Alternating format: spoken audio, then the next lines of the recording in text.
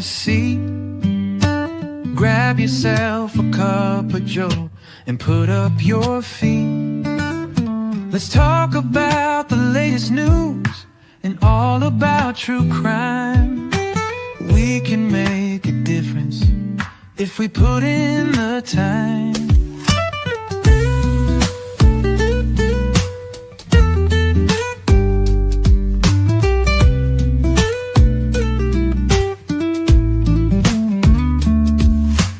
Good evening, come and find you a seat. Grab yourself a cup of Joe and put up your feet.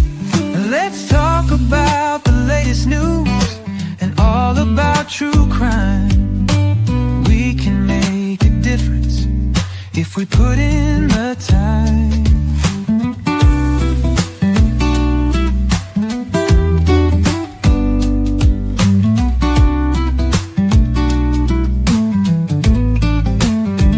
Oh, we can make a difference if we put in the time.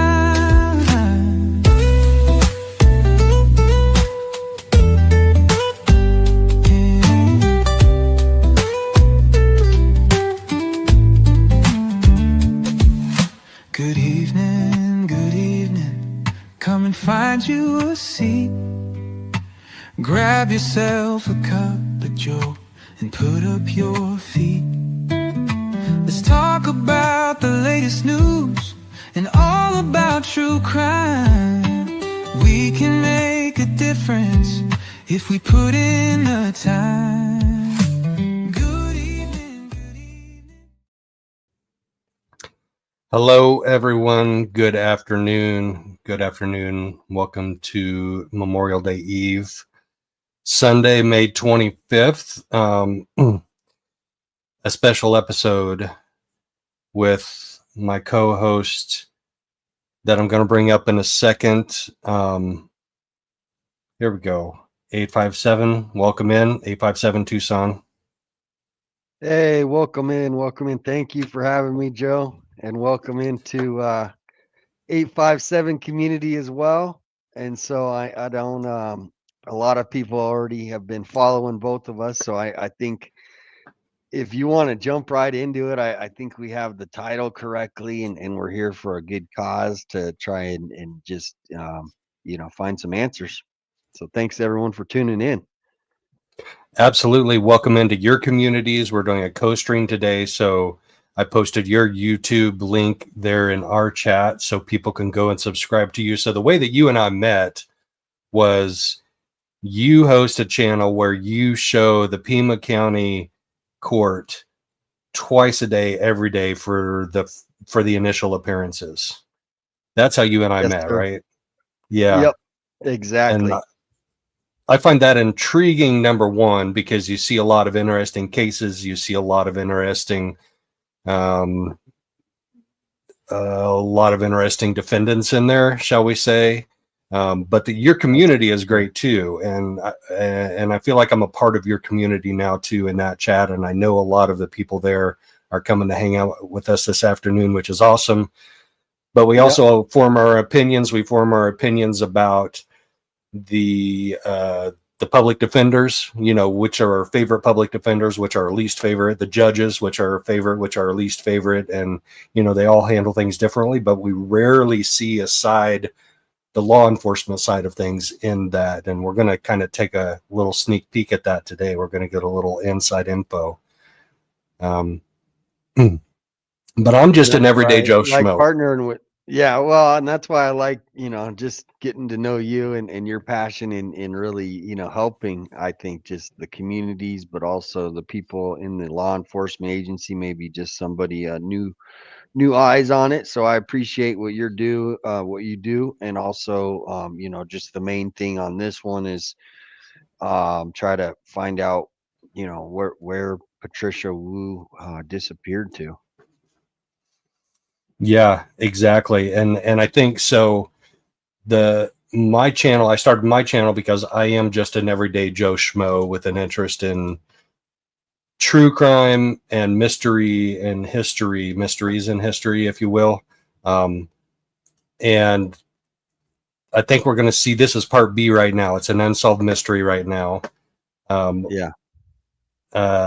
And so how did it first get your attention? So are you a lifelong member of Tucson, or did you move there at some point in your life? No, I was born here a long time ago. So now, as far as this specific case, it was just, unique in the sense that it was right around Easter. And so usually, Easter that weekend is just about family and things like that. And so when that came out, it was like there wasn't a lot of news going on from what I remember, other than, hearing about that. And then once I found out that they found her car up on Windy Point, everybody assumes, well, they're going to start searching up in that area, which they did.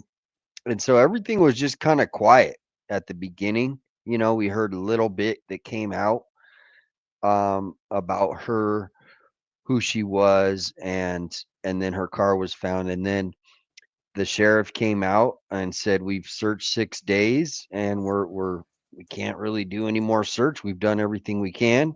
And so then the big search stopped. And at the original search, I was following along, and they said, they had the dogs out there, the drones, the search teams, professionals, and for 6 days straight.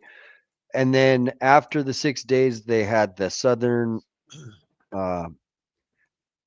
Arizona Rescue Foundation, which had a huge drone. There's video on my page where, they were out there flying the drone to see if for more days. And so then I went up there with a friend, and he was a drone guy, and we spent a day. So it's just kind of been a mystery ever since, and no details have been released other than what came out at the beginning from the authorities. Right. Except for you told me that I should submit a FOIA request for the police report. And Yeah, it's crazy because they responded to it. Like, we got that a couple of days ago. And when you see the cover page of this police report, my mind was blown. I was like, wait, it says this on the bottom of the page. How did I get this? But there are details as we go through the 40 pages. Some of them are just like a couple of lines on a page. So it's not going to take us, 2 hours to go through it. It'll be fairly succinct. But it did blow my mind that you suggested I FOIA and the FOIA request was successful, because there's another case we're following. We won't talk about it now, that I have not gotten diddly squat from my FOIA request in the other case. So this blew my mind when we got this. But let's go back to the beginning. Let's watch a couple of the police reports from the very beginning. So people who aren't up to speed in the case, like I wasn't when you first started talking to me about it, can get up to speed in the case. So we'll start out with her initial disappearance, and then a couple of follow-ups about the searches, and then we'll take a look at the police investigation report. Jermaine, that's a Braves hat. You know it. All right, let's get into the police reports. Here we go. The search continues for a missing 35-year-old woman. Her name is Hoi K. She's also known as Patricia. We've been telling about you for some days now. Take a look at your screens. This is what she looks like. Please tell us she was last seen back on Friday, April 18th. Her car was found at Windy Point on Mount Lemmon on Sunday. Deputies say she was last seen wearing a black shirt and pajama pants. Anyone with information is urged to call 911. Bring the very latest on the search coming up at 4 p.m. It's a question that's been circling social media and filling our email inbox here at News 4 Tucson for the past week. Where is Patricia Wu? I hope they find her. I hope that she does get found and she comes home and she's safe. After 6 days of searching, our team never knows, where do we end? I mean, we haven't found her. How do we end this? And, I think if I let them, they'd go 24/7 forever. But at some point in time, you've got to call it and hopefully work it from a different angle. Here's what we know from PCSD. Wu was last seen on April 18th. She was reported missing to Tucson police on April 19th. On the 20th, her car was found on Mount Lemmon at Windy Point. We went through everything in that vehicle. We've worked close with her husband, the family on this. The sheriff's department says there's nothing to indicate any type of foul play. We just don't suspect anything that tells us there was a crime here, but we won't rule that out. I met with deputies on the mountain Wednesday to talk about their efforts in the air and on the ground. This is extremely tough terrain here. We have other agencies helping us. So the Forest Service, DPS Ranger is out here. Sarah is out here, the Southern Arizona Rescue Association, their search dogs. They rappel through down into those rock canyons. They fly their drones in and out of there. We use heat from our night vision teams and thermal imaging. So the search there has come to an end, now relying on the public to help. Maybe somebody knows something that will help us, that little piece of information. And then we can always reopen the investigation. We have the latest from the Pima County Sheriff's Department We're just on the going to search roll for through these. 35-year-old Patricia Wu. After 6 days of searching, the Sheriff's Department says they've exhausted all resources. According to PCSD, she was last seen on April 18th. Her car was found on April 20th up at Windy Point on Mount Lemmon. The search there involved federal, state, and local agencies, including PCSD, TPD, the Forest Service, DPS, SARA, and more. If anyone has any information, you're supposed to contact the department at 520-351-4900 or call 911. All right. We might go ahead and watch that last video clip because that takes us up to current day, saying they still have not found her. So yeah, let's go ahead and watch this last clip that brings us up to current day.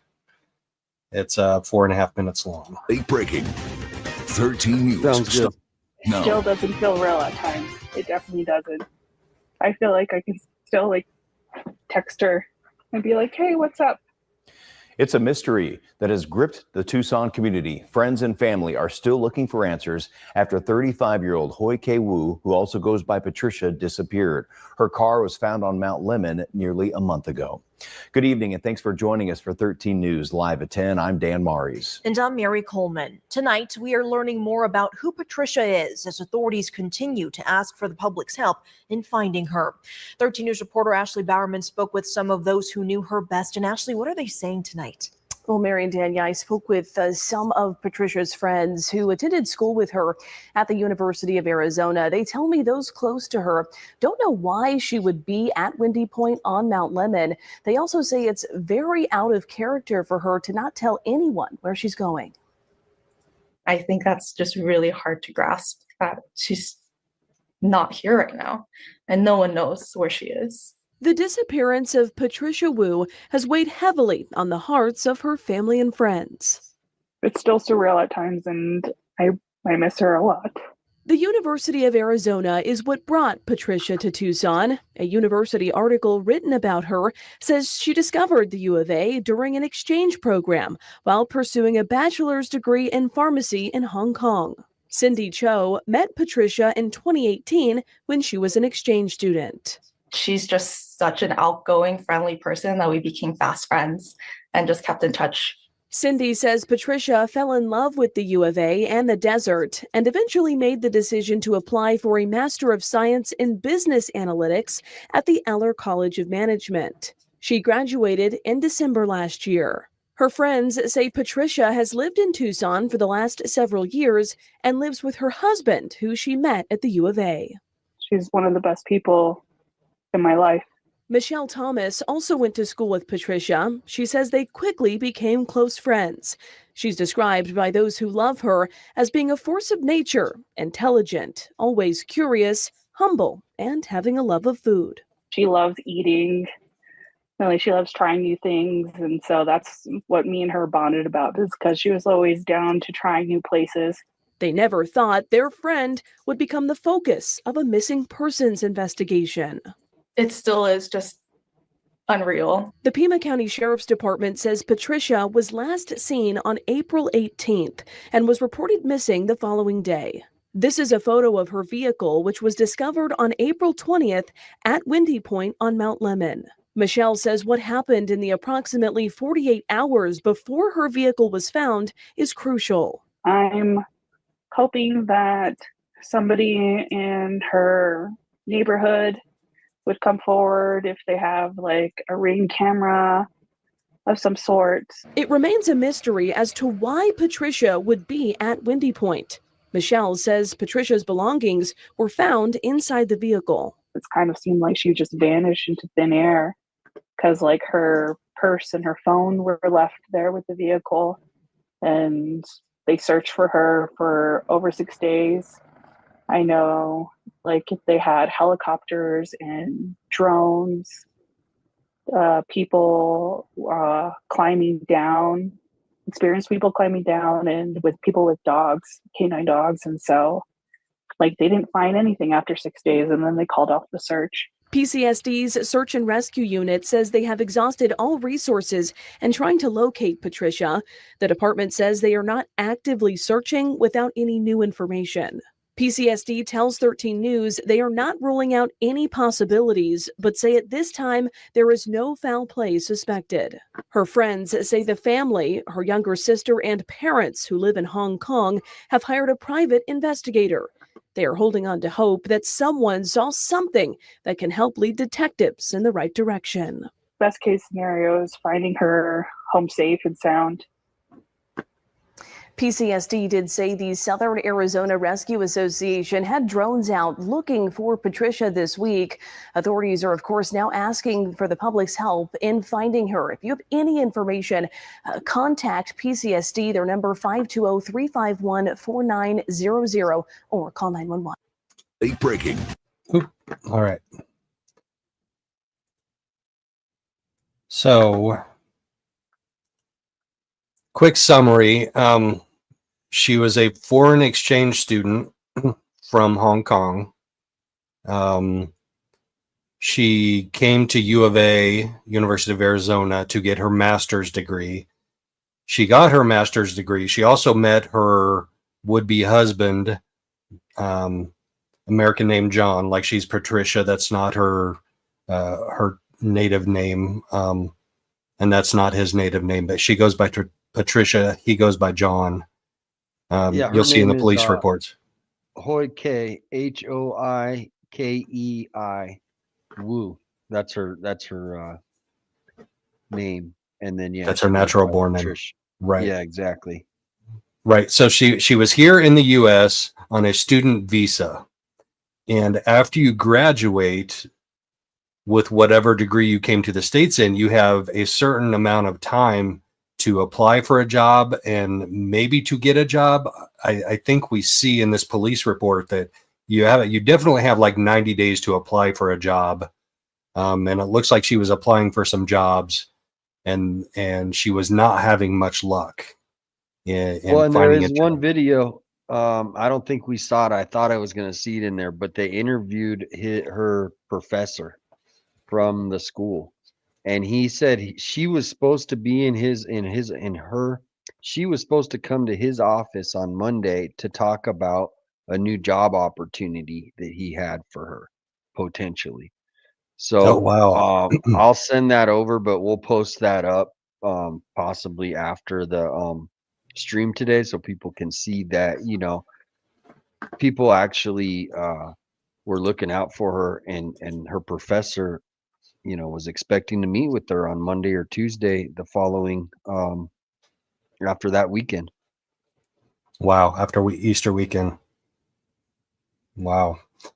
So one of the things that plays a part in this is Windy Point Vista and Mount Lemmon, which is outside of Tucson. So we'll see in the police report that they had just gone to Windy Point the weekend before, I think the 13th, or 2 weeks before. They had actually visited this exact same place where her car was found. And it's rough, rugged terrain, and I can't imagine being a search person having to perform a search in these conditions. So we're going to zoom in on it real quick.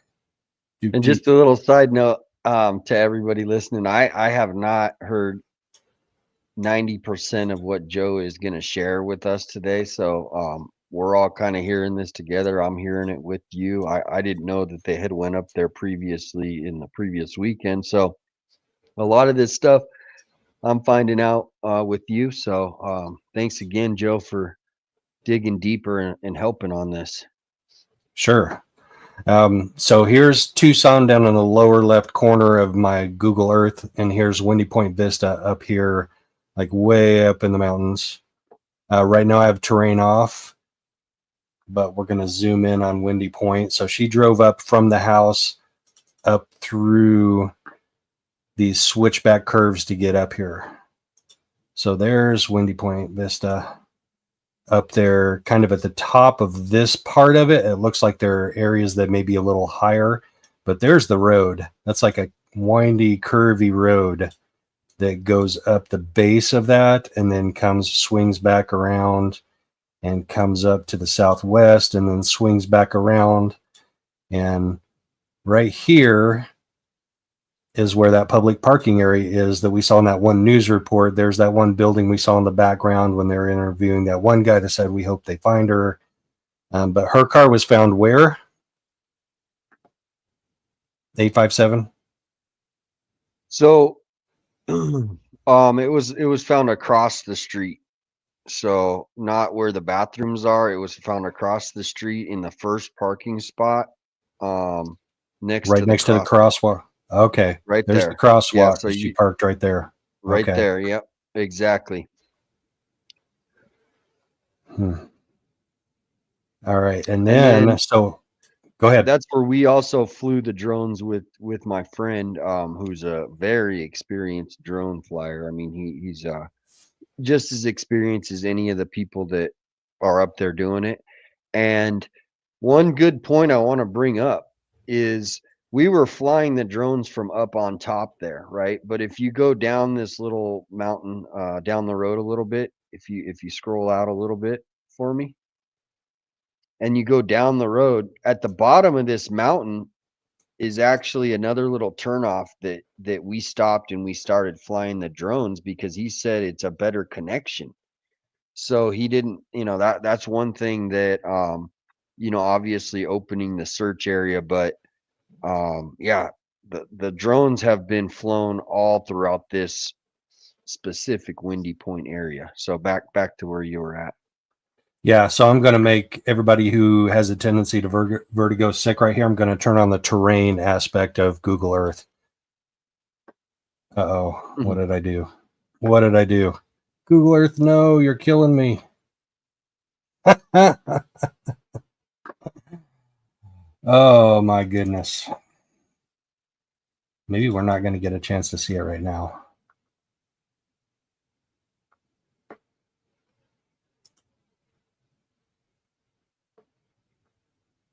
All right, let me turn terrain back off and try it on again. Nope, terrain's not going to work.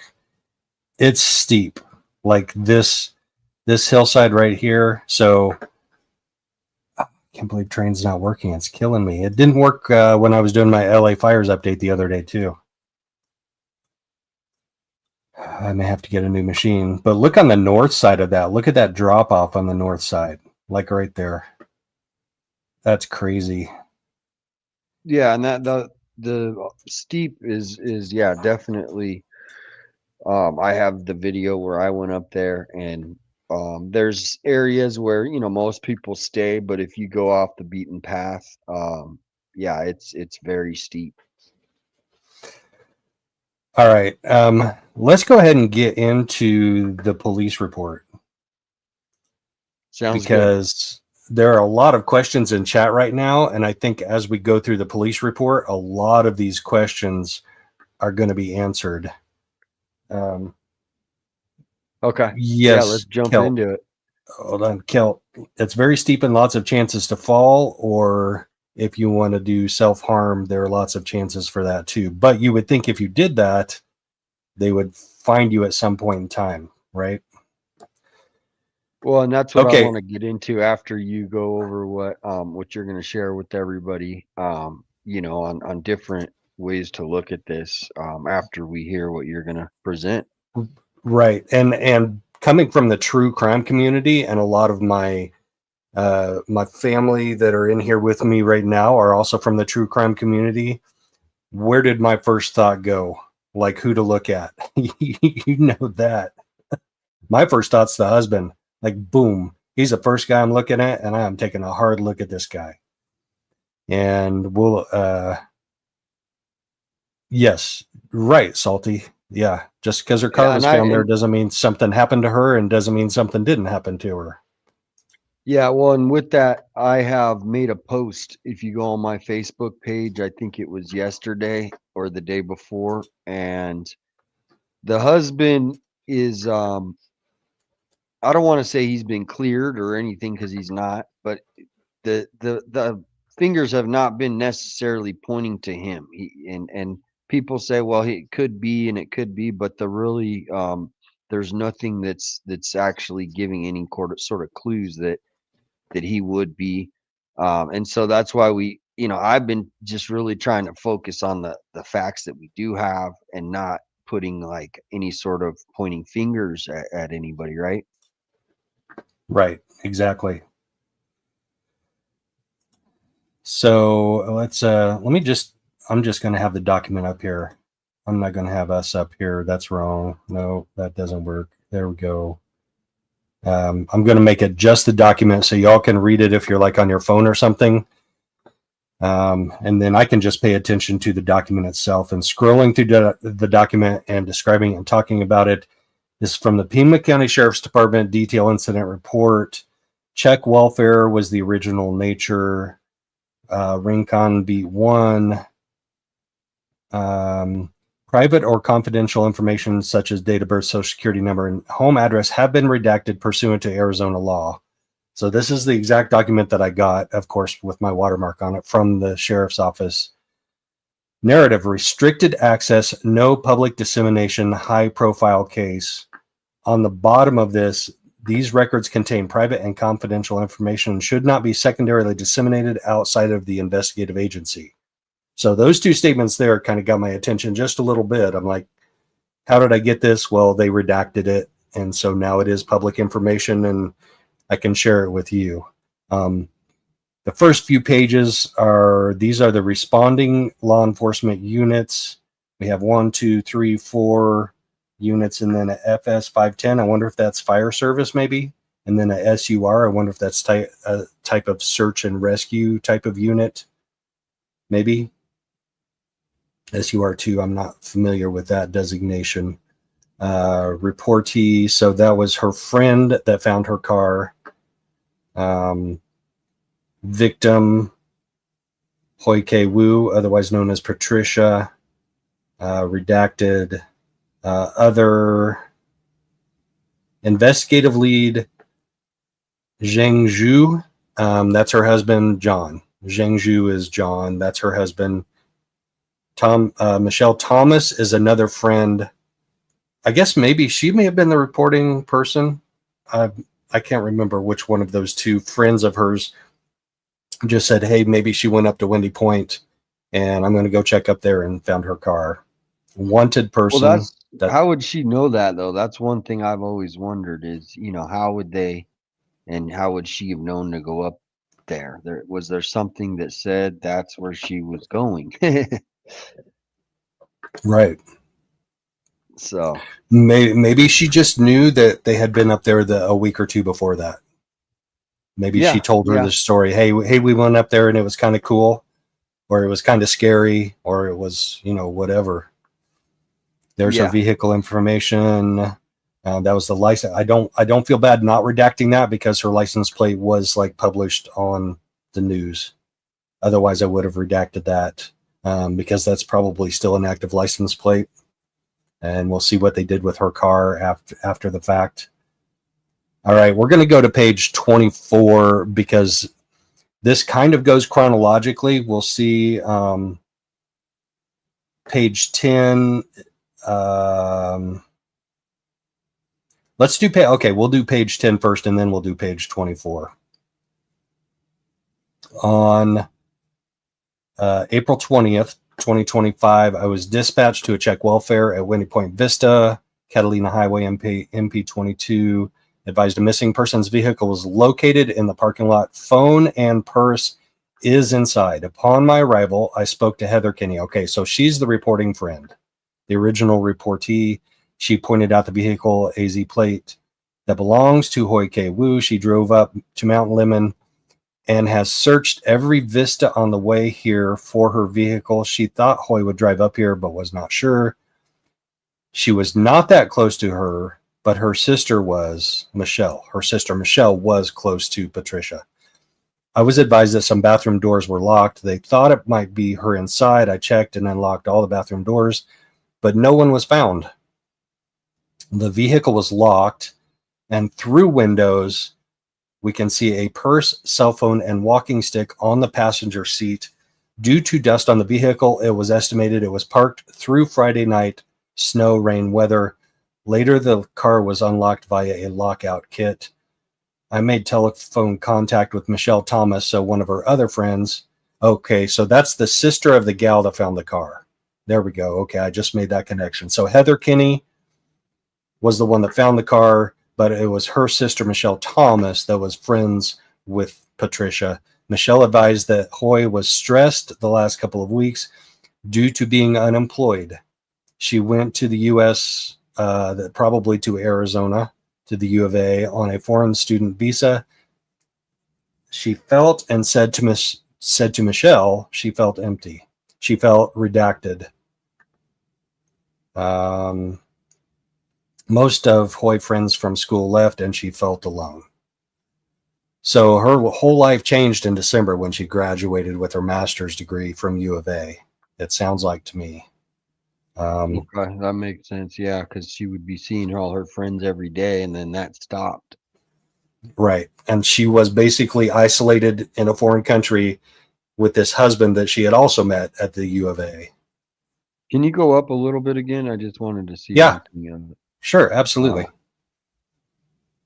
Let's see here. It says, because you skipped over that part right at the bottom there. I don't know if you noticed that.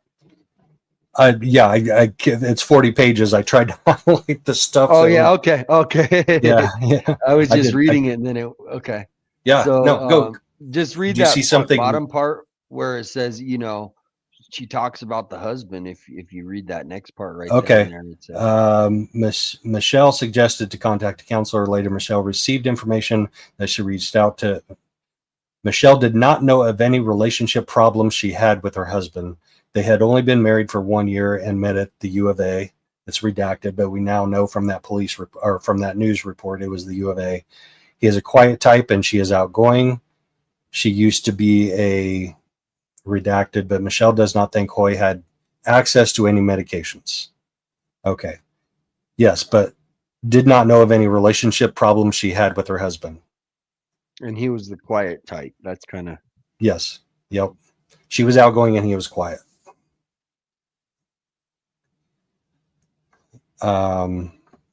I also received a telephone call from Officer Hodges from Tucson PD, and this was where the initial missing persons report was filed in Tucson, not with Pima County Sheriff. So Tucson is their own entity, but once she got out up into Windy Hill, Mount Lemmon, it's in Pima County, so that's why they handle the missing persons investigation, the search, basically, the search and rescue aspect of it, and the investigation of the car. John Zheng advised that Hoi was really blank, redacted, but no suicidal threats. He last saw her at 8:30 in the morning. This is important. He last saw her at 8:30 in the morning on Friday in pajamas. The last time he attempted to call her was at 10:30 at night. That's 22:30 is 10:30 at night, but it went to voicemail. All the weapons were accounted for in the home. All information was given to search and rescue, and an updated photo was sent. So there's some clues there, one way or the other. They don't really tell us a whole lot, but I mean, they were different types, but she also didn't know of any marital issues between them, but we've seen that before both ways. So once again, my true crime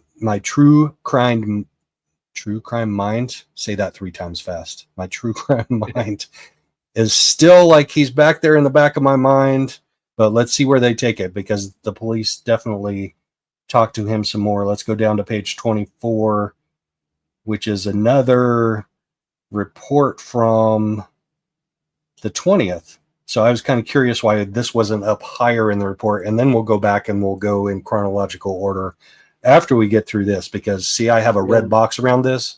This is an important narrative to me. Okay, and he waited till 10 o'clock to call her. Does that seem like an odd thing? Well, you'll see what Okay, his we'll let that- reason / okay. excuse was. That that does come up. That does come up. Okay, good. Yeah, because people are asking in different chats and stuff. And so if anyone does have Right. questions, just put it in the chat and we'll try to get to them for sure. and I'm completely ignoring chat. I'm looking at the document and I'm completely ignoring It's chat. hard, yeah. And I've been warned not to do that. Stop ignoring chat, Joe. Well, we're going to go back at the end and just see if anyone has questions. So if you just put them in the chat, we'll go back. Are you in StreamYard right now? If you are, you can put a little star on those and we can come back and hit those. But I think a lot of these questions will be answered as we get through the rest of this police report. All right, let's go. Oh, Kelt can't straddle the chats. She needs to talk to Pammy. Pammy can straddle the chats. That's an inside joke. All right, let's this is another report on April 20th. So she was last seen on April 18th. She was reported missing on April 19th. I've got to correct my YouTube details, comments, because I got that wrong. Reported missing on the 19th. Her car was found on the 20th. So this is same day her car was found, 4/20/25. I responded to the Windy Point area reference to a check welfare call in which the reportee stated they had not seen the missing individual in several days and that the vehicle was located at Windy Point. We were originally told that the missing person was reported out of Tucson PD. However, it was noted that it was an event number only. I don't know what that means. It means we had limited information regarding the situation and the missing person. Additionally, it was learned that the husband was at a church in town. We had limited cell and MDC service at Windy Point. Therefore, Sergeant Goritz requested TPD. Go talk to the husband at the church. I don't know if that was accomplished, according to this officer writing this report. The vehicle was locked and had dark tinted windows. We did note that there was a purse and cell phone on the front passenger seat. We were told that there was only one set of keys for the vehicle and that the husband did not have it. We were told that he was being transported to Windy Point by a friend. At this point, I then contacted homicide sergeant to advise him of the information. So they did contact the homicide like right away. He said he was already aware of the call. I informed him that we would be using the Fourth Amendment medical exigency circumstance in order to gain access into the vehicle. True crime people know all about that exigency circumstances. The sergeant stated that at this point, CID would not be responding to the location. I don't know who CID is. I assume that's some type of acronym for the homicide unit. Once in the vehicle, all items were photographed in place and then also photographed as we searched them to include the purse, the back of the vehicle, the glove box, and any of the compartments in the vehicle. We also located a Garmin watch laying next to the phone. We know those have GPS. I noted the phone was powered off. When I turned it on, it had 2% battery remaining. Wow. That's unusual. How many people out there let their phone get down to 2%? So I wonder if she intentionally let it get down to 2% and then powered it off before she headed out of the car, or if it naturally ran down to 2% and shut off by itself. Different possibilities there. We placed the phone on a charger. I think she took it off in the car, possibly. She had it fully charged and then it just, she left it in the car with the phone. That's my hunch. Carolina, we're going to get to your question actually here in the police report before too long. So we don't have to wait till the end because the police will answer that through their interviews of witnesses whether or not she was a hiker or mountain climber. So they charged up the phone. Then he recontacted the homicide sergeant to let him know we had access to the phone due to the husband knowing the passcode. So the husband shows up. Husband knows the passcode to the phone. It's been charged for a while. Is there any issue with us allowing the husband to gain access to the phone? The sergeant said it wouldn't be an issue. I also asked him if it's okay to give the phone and any property back to the husband unless something of evidentiary value was located. The homicide sergeant agreed to this. That's kind of a gray area right there. What is of evidentiary value? Like if something doesn't have something declarative in it, could it not also be considered of evidentiary value? Anyway, sidetrack, rabbit hole. We're not going down it right now. Deputy Raderink and I then went through the phone with the husband. So husband comes up there, a friend brings him up. He gives the passcode to her phone after it's been charged for a while. We went through the phone calls, WhatsApp, and text messages. The husband was able to say that he had contacted several other people that were on the phone list as well as the text message strings. He stated that he knew pretty much everybody on the phone and that she had contacted recently. There wasn't any activity after Friday. Deputy Raderink then opened the Notes app on the phone. All right, trigger warning, guys. Deputy Raderink then turned the phone to the husband and asked him what it said. Oh, there was one. I'm sorry, I skipped a whole line there, guys. He opened the Notes app on the phone and there was one note written in Chinese. Deputy Raderink then turned the phone to the husband and asked him what it said. We noticed a puzzled and startled look on his face. He then took the phone, looked at it, and stated, redacted, several times. I asked him to translate the message, but he did not respond and stared at the phone. After several minutes, we then asked the husband to sit in the friend's car so he could have some time to gather himself. The husband sat in the car for an extended period. Eventually, his family friend sat with him. During this time, I was standing nearby and observed that the husband still was not talking for an extended period. I then noted that he was talking with the family friend for a short period of time. So we see where this is going, right? Yeah, he read the message, and I mean, just to see, I mean, are we allowed to speculate what it would be in the redacted, or is that kind of crossing the line? No. It's purely speculation. I have that clearly because stated. you said 3 times. To me, it would be no. That would be the thing that, like, if he just looked at something and it startled him, and you heard, and maybe it could have been no, something like that. And then he basically shut down after that. So yep. Anyway, sorry to stop you, but that's kind of what I was it written in Mandarin or Cantonese? Because people are asking me that, and do you know that? He just says written in he just says written in Chinese, but we will there are more details on the language in another detective's report. Or people are saying don't use Google Translate. Not use Google Translate, but I'm sure there was other people that spoke English and Chinese that were at the scene that could have helped the officers. Right. Okay. Yeah, if he had a family friend that came up, right? Was the family friend versed in that, perhaps? But they do figure out what it says. I'll just spoiler alert. I Google Lens the message. Here you go. Just what the people were saying. I Google Lens the message and it translated to redacted. That is a long message. I then asked the family friend, okay, Google Translate. I then asked the family friend, we've just said this, asked the family friend who was referred to as Uncle Charles to translate the message if he was comfortable. Charles translating the message was virtually identical to what Google Lens stated.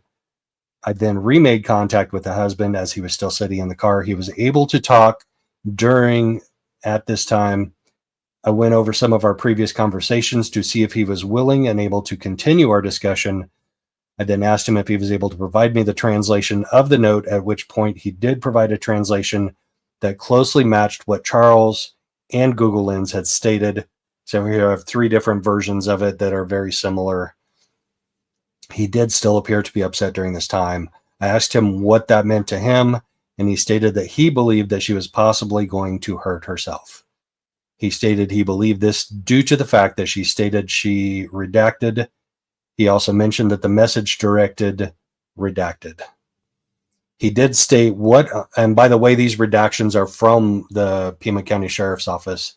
This is how the document came to me, but I probably also would have. There are actually a couple of things on here I thought about redacting, but I'm just giving it to you as it was given to me by the Sheriff's Office. We continued our conversation about his wife and her adventurous habits. I don't remember reading this. We continued our conversation about his wife and her adventurous habits, period. He stated that she was, quote, typical Chinese girl, and she was very afraid of everything outdoors.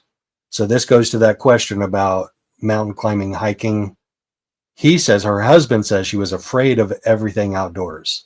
They had been to Mount Lemmon before, as well as Windy Point, but they had only walked past the bathrooms at Windy Point one time since she was afraid of heights. That's a pretty big statement right there. She was afraid of heights. Yeah, that's so I have my true crime speculation brain on right now. And I'm like, if you want to unalive yourself,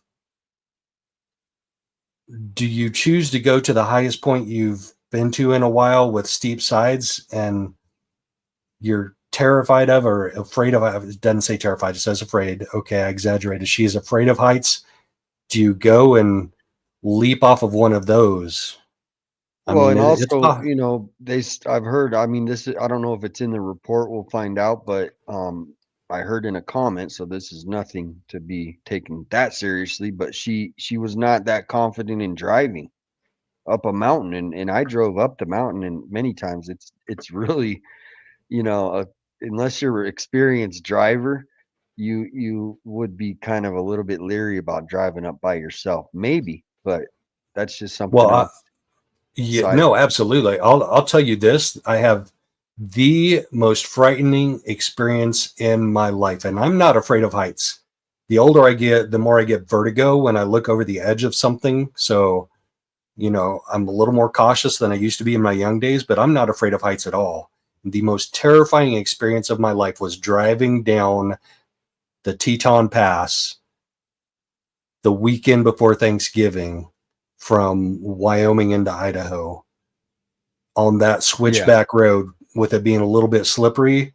I was literally terrified, and I literally thought I could perhaps die just driving down that switchback road through the Teton Pass. So, well, yeah, and then someone mentioned in the chat, you know, people's, you know, when people's state of mind changes, that does change how people maybe act. So that's always something to think about. So go ahead and continue. I don't know where we left off. Yeah, your mental state can definitely affect and overcome your fear of certain things. Absolutely. Adventurous habits is where we left off. Afraid of heights. I asked her about her mental state. He stated that she had been blank, redacted, and upset due to not finding a job after graduating from U of A with a business of with a business of business with a master's of business. Oh, school of business with a master's of business. Okay. An MBA in December. He said she is here on a student work visa, and he believes it is good until January of 2026. I asked him if she took any type of prescription or OTC medications. He stated she takes blank. I asked him how often. He said she takes them often as she has trouble sleeping at night due to her redacted and being upset about not having a job. So she was clearly very, very upset, very worried about having a job. She was in a whole bunch of life changes, She just got her master's degree. She's not in school anymore. She has to go get a job. She's not around her friends anymore that she met and knew in school. Anyway, I asked when the last time she purchased her prescription. Probably, he stated he believed it was about a month ago, but he does not know where they are in the house since he did not pay attention to that. The field search efforts continued during this time. As it approached darkness, I made the decision to pull field search teams out due to the rugged and dangerous nature of Windy Point, as well as not having search and rescue volunteers walking along the roadway at night. Yep, that makes sense. Like, that's all standard search and rescue response, except in Delphi, but I won't go down that rabbit hole right now. That's a whole other animal, Tobe Lesenby. All right, so we went over this report on page 10 and 11. So we'll pick it back up on page 12. So we read our April 20th reports, and then we're going to go back to April 21st, the next day. I'm going to look at chat real quick. Hey, Leslie and Billy, good to see you in chat. Prescription can't be an antidepressant because you have to take them every single day. That's a good point, Jermaine.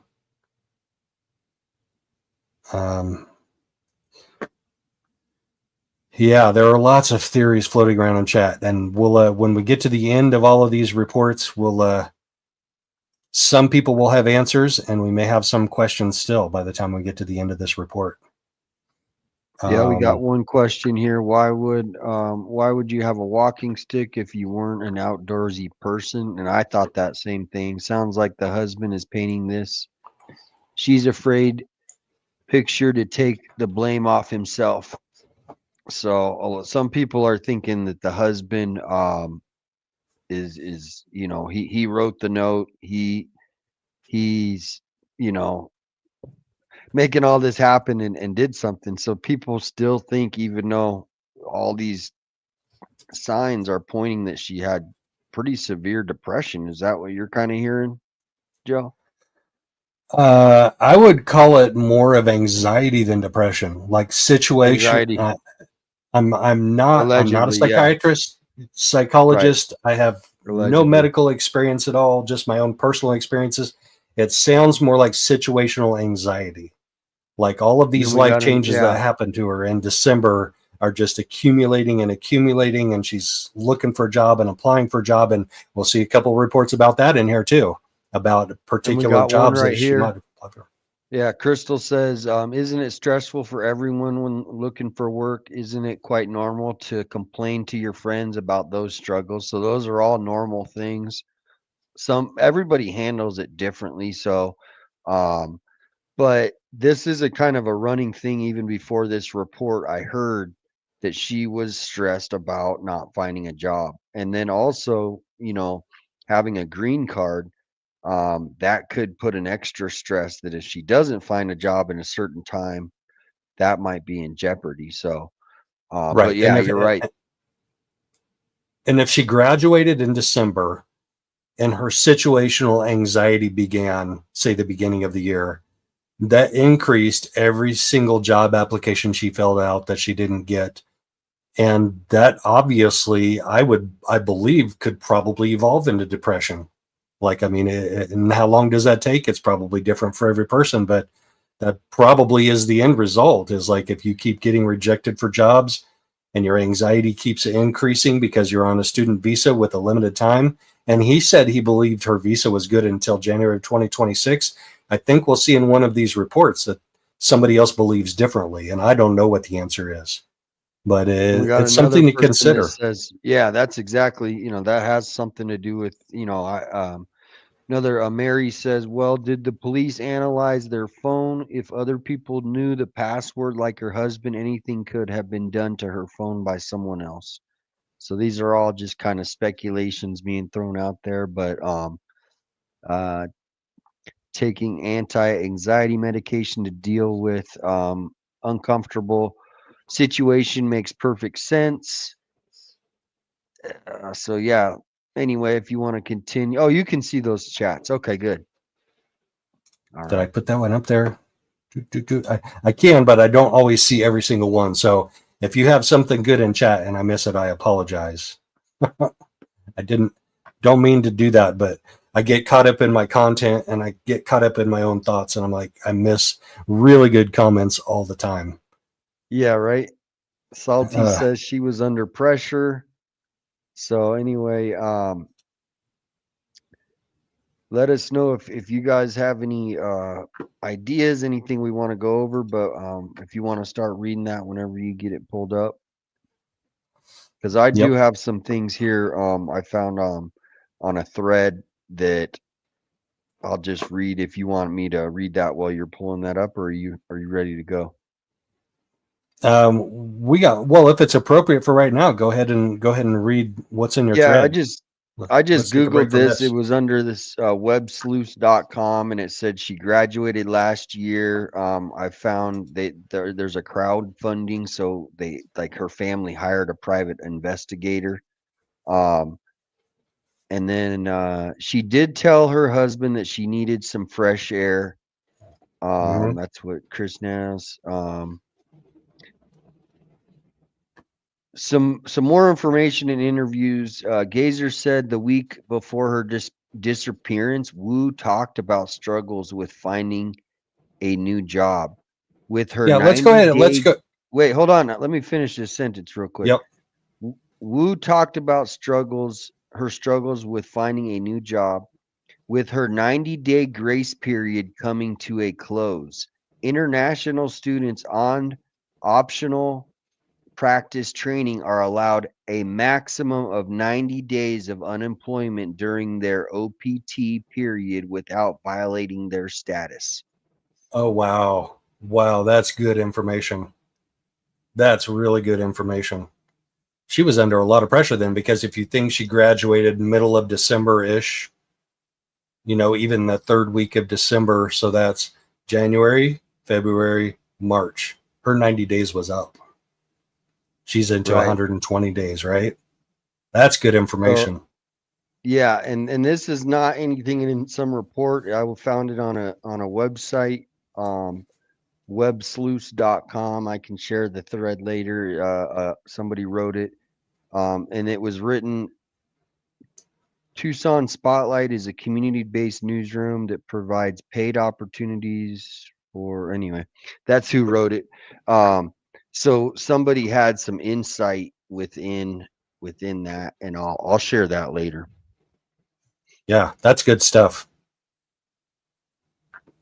That's really good stuff. Right, Salty? Yep.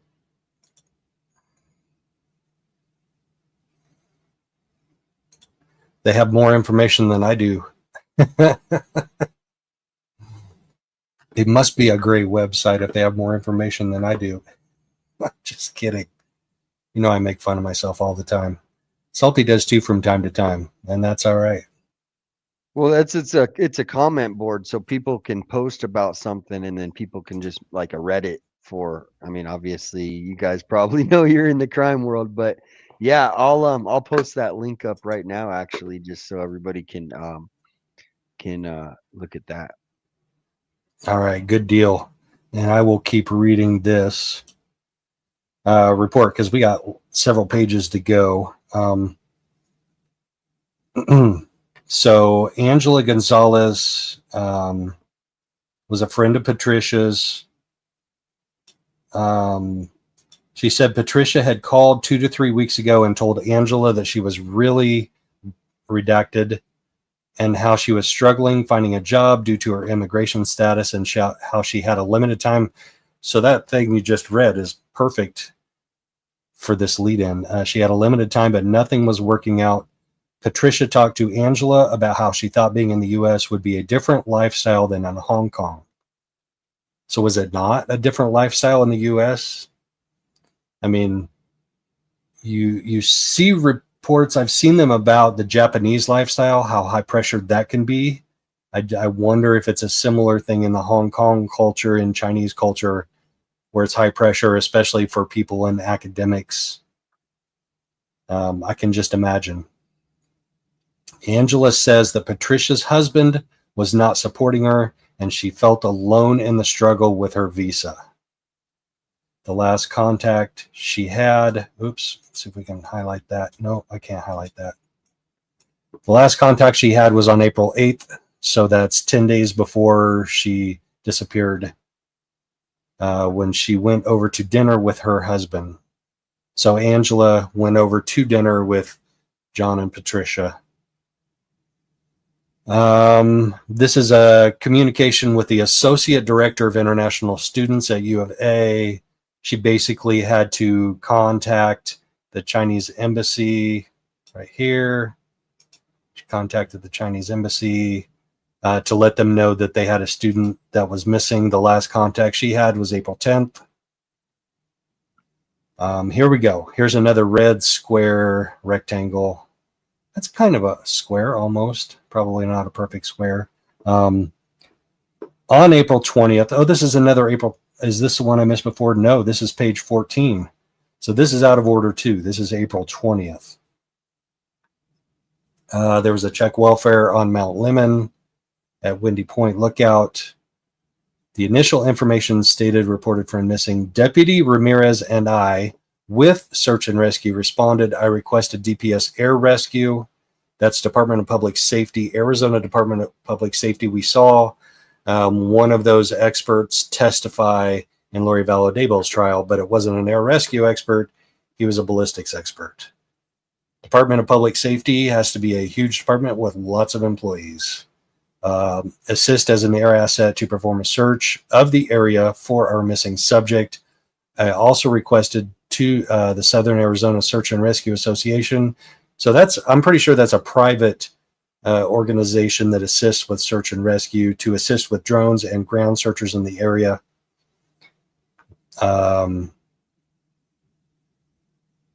Deputy Sloan had spoken to friends. She stated they had not seen Patricia since Thursday and called her in as a missing person with Tucson police. They had spoken with Patricia's husband and told them she went for a drive for some fresh air. So that's what we just heard. She went for a drive for some fresh air is what she told her husband. That is when they drove up the mountain and located her vehicle at Windy Point. We did receive information that she was despondent. I can't believe they didn't redact that. They've redacted so much. And was attempting to harm herself due to not having a job. Search teams, I guess despondent isn't a medical or psychological term. It's kind of a general condition.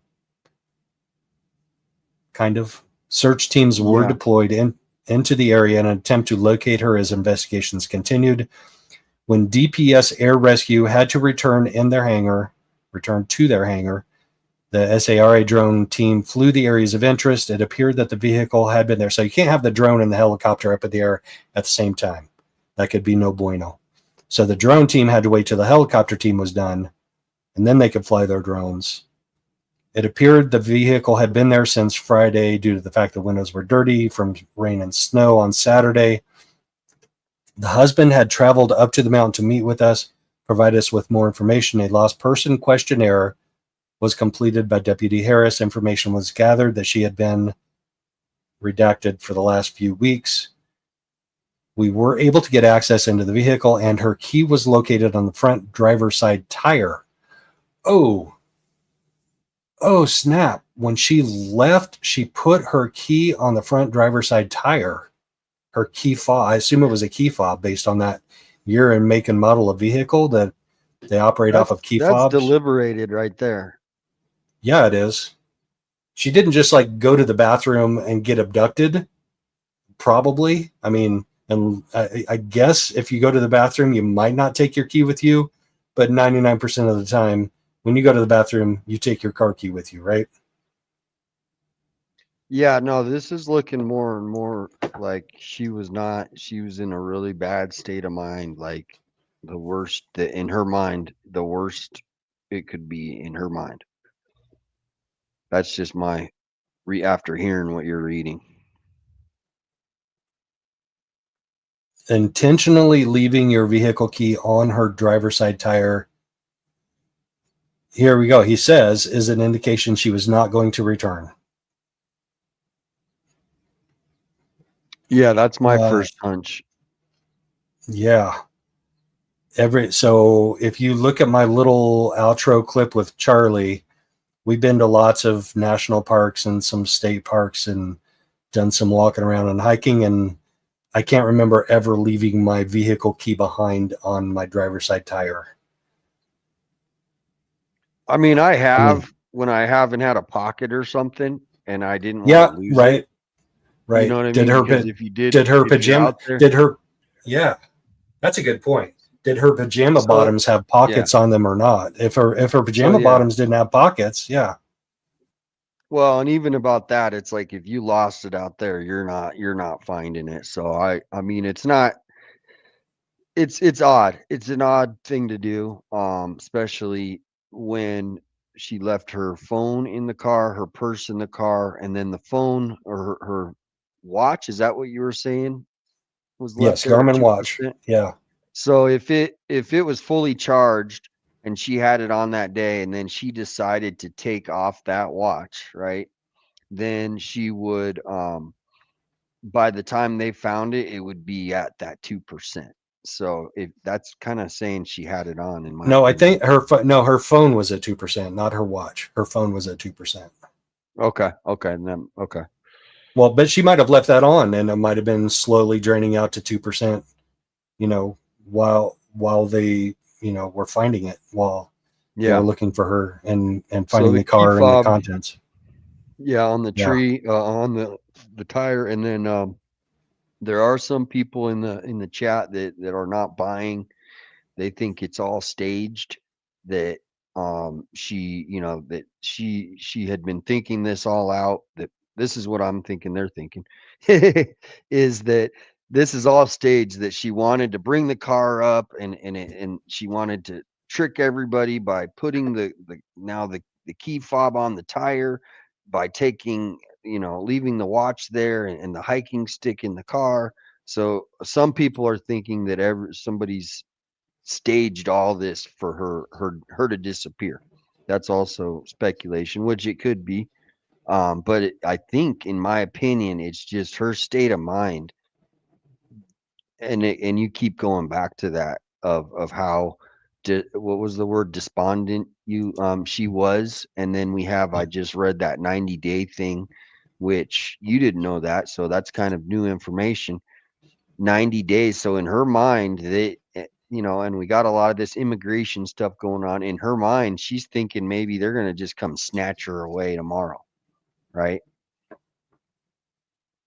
Yeah. I'm speculating. So nothing is, all speculating. Yeah. And it's still an unsolved mystery. And what this police report does.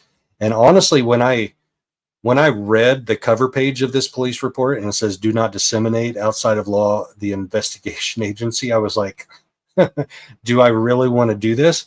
But we're getting more information and the public is becoming more educated through this as to her state of mind, as to the state of her, what her husband's statements were, what her friend's statements were, what was left in the car. That's another good question. Somebody said, yeah, what was it like in the car, and how was her drive seat? Because I don't think she was that tall, so she would have been way pushed forward. So was the seat in the same position? Some people are thinking that she was kidnapped, and so they're thinking that. So spoiler alert, that comes up in a later page.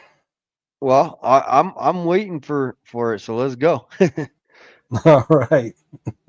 But we also saw in one of the very first pages we looked at, one of the officers that responded on that day at that time said, is it okay if we turn the phone and purse and car back over to the husband? They turned it over to the husband like almost immediately.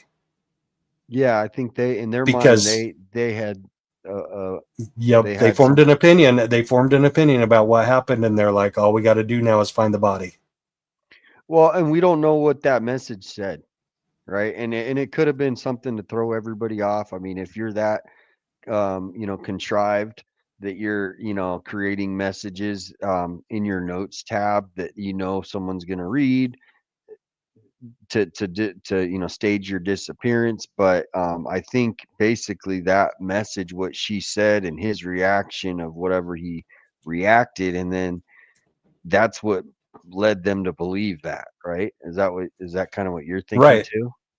Right. But if so, let's assume that message was some sort of a self-harm note. And we know, based on language of pages we've seen before already, it was some sort of clue that she was intending self-harm.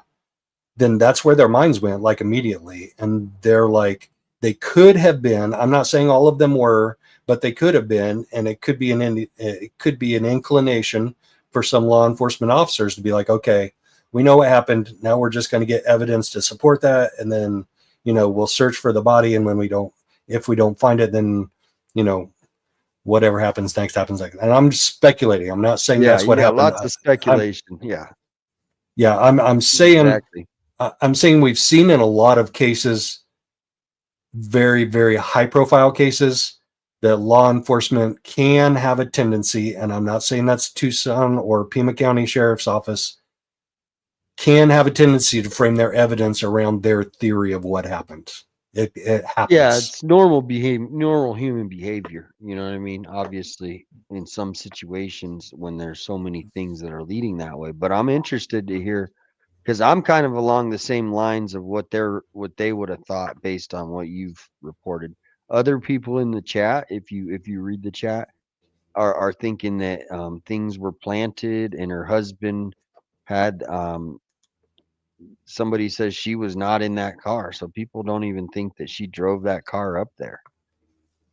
So it's open. Yeah, it's interesting. But go ahead and finish. Where you well, all right. So we saw the vehicle with the watch, person, wallet inside the phone. Vehicle is photographed. The husband did have the password for the phone. Opened the phone, and that was videotaped with an Axon body camera. There might be another potential FOIA request in there. But would it really give us clues? No, we're not going to have any more clues that are in this report based on that Axon body camera, because they're going to redact the contents of whatever was on that phone. We're not going to see what was on that phone. It's going to be redacted. As we were investigating the phone, we opened the notes app. First note was in Chinese, and her husband looked at it, and he said, longer redaction this time than the last redaction. So I'm curious what this officer said he said versus what the last one did, because this is like twice as long as the other redaction. Deputy Ramirez asked what that said. Hold on. Deputy Ramirez asked what that said, and he just shut down and didn't tell us anything. Deputy Ramirez used Google Translate for the message, and it stated redacted. The search continued until 8:30 p.m. when it got dark, 20-30 hours, and was no longer safe to continue the search. The personal belongings of Patricia were given to the husband. Alrighty then, guys. This is an active investigation of a missing person. When you have enough sense to call the homicide detective, and the homicide detective on call says, yeah, we're not going to respond to it, and then you see the message in the phone and you believe it and you give the belongings back to her, I have a problem with that. This is still an active investigation. This is April 20th. This is the day that the car was found, and you're giving her personal belongings to the husband. The vehicle was driven to a little soon. The vehicle was driven to the base of the mountain and parked at the Rincon substation for the husband to pick up when he was in a better position to do so. In other words, he got driven up there by. Okay, wait a second. What do you mean when he was in a better position to do so? So I was first thinking, when I read this report, that the husband drives himself up there to meet with the police. But we saw in an earlier page, a family friend drove him up. And I Yeah, I'm understand, sure he would have a family friend if he's distraught. He wouldn't drive up there alone. He right, would, yeah. right. But logistically, it's possible for him to drive the car home. You know, was this their shared car? Did they only have one car? Did he get a ride up there because they didn't have another car, or because he was despondent, or because he was, I'm you know, sure they so have much two in so cars. much shock? Yeah, I wouldn't I'm think, sure they I probably mean, did. He, if, assuming. yes, I'm assuming too. Probably so. Yeah. And that was my first thought Listen was, to well, the he comments drove here. himself up. Okay, let me check comments. Okay, let's get in the comments because I don't want people to I don't want to miss any points because they are bringing up some talks about cameras, which that's been the big request from the missing person page is they want cameras. If anyone had any webcams, dash cams from the April 18th, and then also anybody like who had those ring cameras along the way. But I asked the officer, the SAR search and rescue team, and there's no cameras on Windy Point. We're going to see cameras retrieved towards the end of this. Okay. There is one place that there are cameras. We're gonna see that later. I got you. Y'all are asking such great questions. I got to give spoiler alerts before we even get to the pages.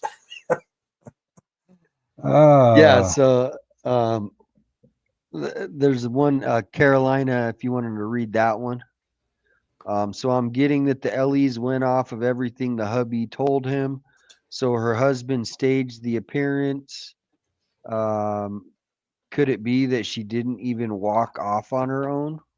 So, and yeah, as far as checking the home, because her home was in TPD, but her car was found in the sheriff's jurisdiction. That means there's two different agencies that are on this. Is that right, Joe? Yes. Oh, absolutely. Yes. And I did request FOIA request public records from Tucson PD, and they have not responded to those yet. This is our first document we've got back in this case. It's hot off the press, and I can't believe we got it. But it gives us lots of clues, and it's good public information. Yeah. So whenever you get a minute, you go over the comments because I think. Keep pointing them out to me as we get to them, because there's some really good comments and I'm paying attention to the comment. Yeah, like Bob I said. says, and Bob is very well versed in this kind of stuff. He's a really good researcher. He's been helping me on another case. Bob says they've already determined that this was not, and he capitalized, not a crime, a little premature on many levels. Pammy says someone else's DNA, etc., was just introduced into the car. So yeah, other people now are getting into the car because it's been released. So that's contaminated. This is like the police messing up for Gabby Patino. Is it the friend that works on Mount Lemmon? Does anyone know he has a friend that works up there now? I've seen that comment twice now, I think. Yeah, I don't know about that. Should be cameras on the business. There's not a lot of businesses when you're going up this road. There's actually none. So I asked the guy why they don't have cameras, and he was like, "Oh, well, it would just be too expensive." No, Bob, I would. That was not downloaded. There's no way that was downloaded. They just drove the car down the hill and then just left it there for the husband to pick up. There was no evidence collected from that. And even the evidence they could have collected, her phone, her purse, her walking stick, DNA swabs, but her personal belongings, they just said were returned back to the husband. Yeah, everything got returned. Jamin says husband said she takes her RX as needed when she has insomnia. I've been prescribed every antidepressant, and that's not how they work at all. And so that area is under the sheriff. So yeah, the sheriff has the Mount Lemmon because the car was found there, and the TPD has the case because that's where she was living in, I believe, off of like Fort Lowell and Oracle area. I don't know exactly. Nick, does her husband have an alibi for that night? We don't. I will find out if anything's in the report. Yeah, and it doesn't have to be just that night. It can be at any time during that day. They could have gone up there during the day. Like, did they check his work records? Was he at work all day that day? Because he was at work. He went to work in the morning and he came home at night. Was he at work for that entire day? Like, that would have probably had to been Tucson PD that investigated that. So, like Salty said, when two agencies, have conflicting jurisdictions, one of them has to take the lead. I wonder if one of them took the lead in this. Angela says, I'm pretty sure there's a camera by the bathroom, and I asked the SRI official, and he said there's no cameras up there at all. Samantha Woods says they literally have to come down from the mountain when they get a call in that town. That's how stretched thin they are.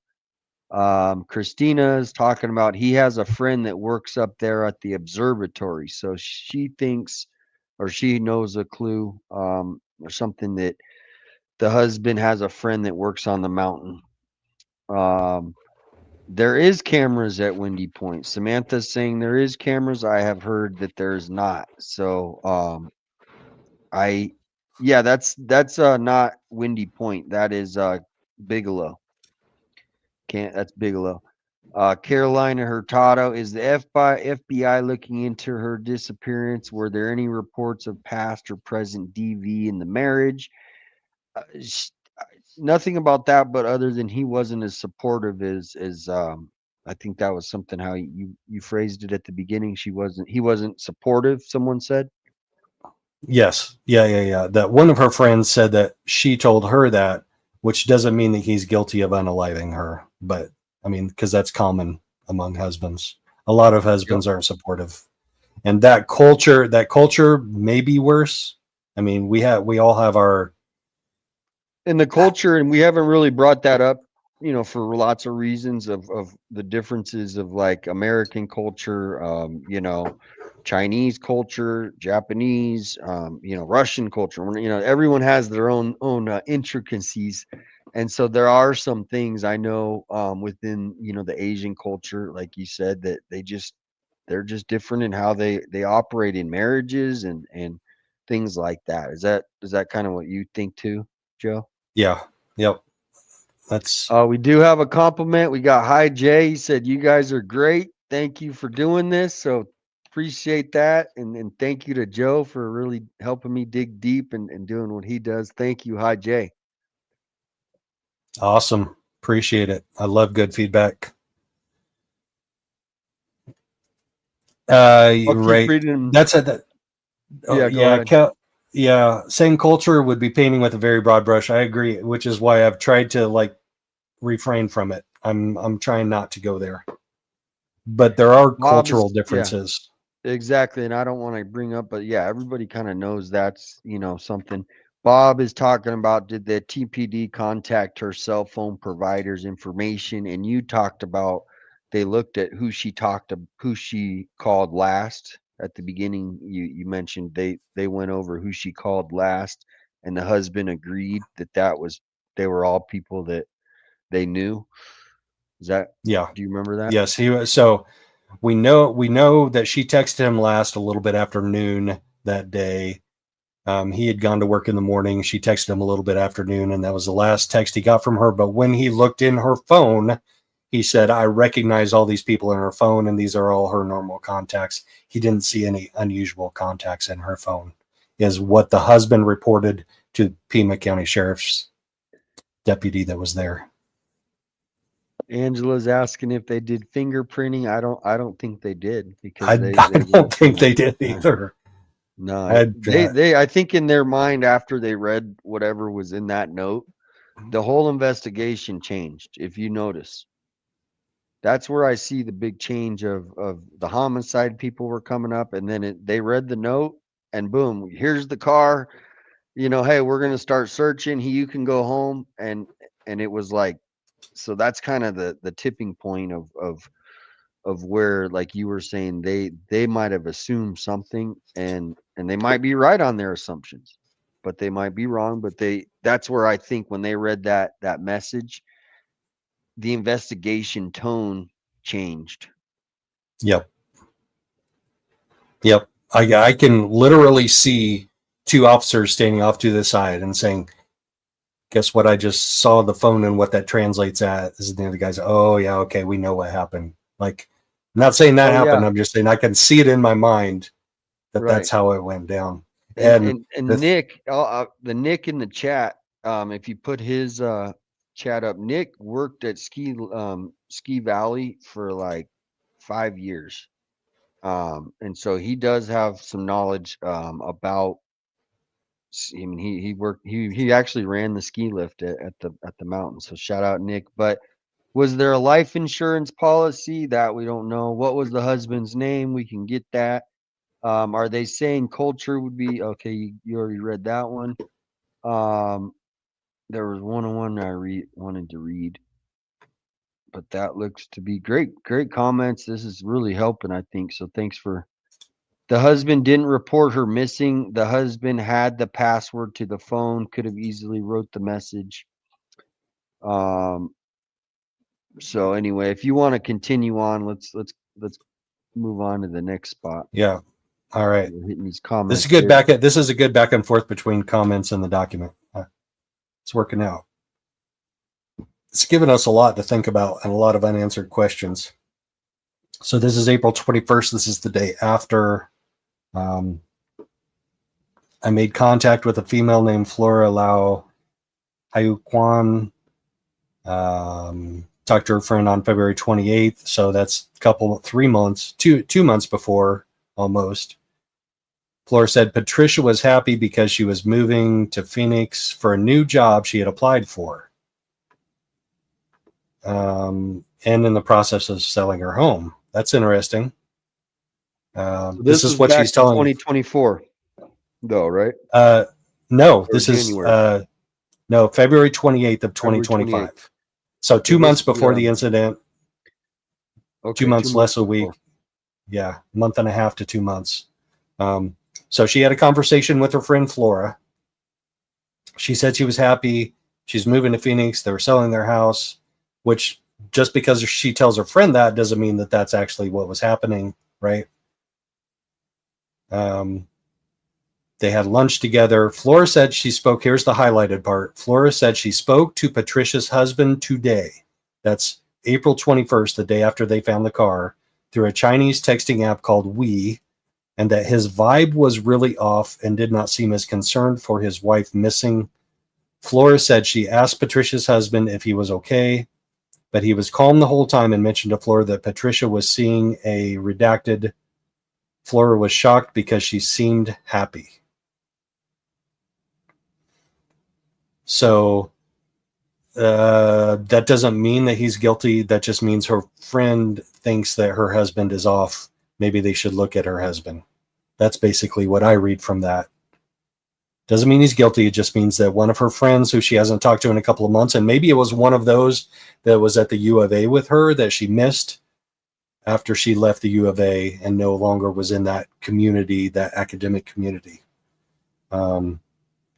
I'm going to go ahead and read the next paragraph too, even though I didn't highlight it. John told Flora that he was good and he never asked questions about Patricia, and told Flora the following. Oh man, I should have highlighted this. How did I miss this? Patricia's husband told Flora that he was good and he never asked questions about Patricia, and told Flora the following. I'm sure there is justice in the world. If you're in emotional distress, I recommend you talking to someone more senior or older with wisdom about how to get through this crisis. Flora said that Patricia's husband told her that when Patricia went to see the, I'm going to guess like therapist, Right. psychologist, psychiatrist, whatever, the doctor, they prescribed her vitamins. What? Vitamins. Okay. I don't know how much, I'm just going to say, I don't know how much accuracy weight to put in Flora's statements here right now. Yeah, it's just kind of talking. I mean, she Yep. hadn't talked to her in 2 months before that. But Right. Patricia's Next husband also comment, told Flora too. that maybe someone senior can give her answers. Flora told me that she met Patricia's husband a couple times, but he was always reserved and quiet. Okay, that matches another comment previously and would not say much. Is powerful and influential Chinese family. Flora said she does know that Patricia's husband holds a EB-5 visa, which is a special type of visa, and she has some experience working in international admissions. All right. That's an interesting statement from somebody who is casting doubts on the husband, which a lot of people do in that case. And sometimes it pans out and sometimes it's well, the husband, not. what was the statement he talked about people should, did he say that people should talk to elders? Is that something the husband? She said that he said that. So she said she Okay. called him today, which is April 21st, which is the day after the car was found and 3 days after she was missing. She says that he said, if you're in emotional distress, I recommend talking to someone senior or older with wisdom. So in his mind, right, he has convinced that she has ended things, right, in my opinion. And that's why he's not going to be that frantic about somebody kidnapped her or she's missing, because in his mind, whatever message she typed, he understood that to be some sort of finality. That, and I'm speculating, right? I'm just like you guys, but that's why if he has made up his mind that that's what happened to her, then and he's telling people this to go get their mental health checked and talk to elders. I mean, it would be It's a really smart. reasonable, Yeah. that's a reasonable narrative, right? If you're the widower of someone who unalived themselves, then, talk to people about getting some help, And he's a professor, man. I mean, I hate to put, I mean, I know anyone can do anything, but this guy, he's a pretty well respected person, right? He's like the leader of the, if he's a professor, and obviously pretty smart, um, not a typical person you would think would come up with this contrived event to have someone, you know, especially, but there's always that small chance. But my speculation based on what I just heard too, and he's telling people to get their mental health check, is because he believes that that's what happened, right? So that's where I'm kind of left, even though other people think, and that's what's great. What we're doing, we're going to hopefully have a little more.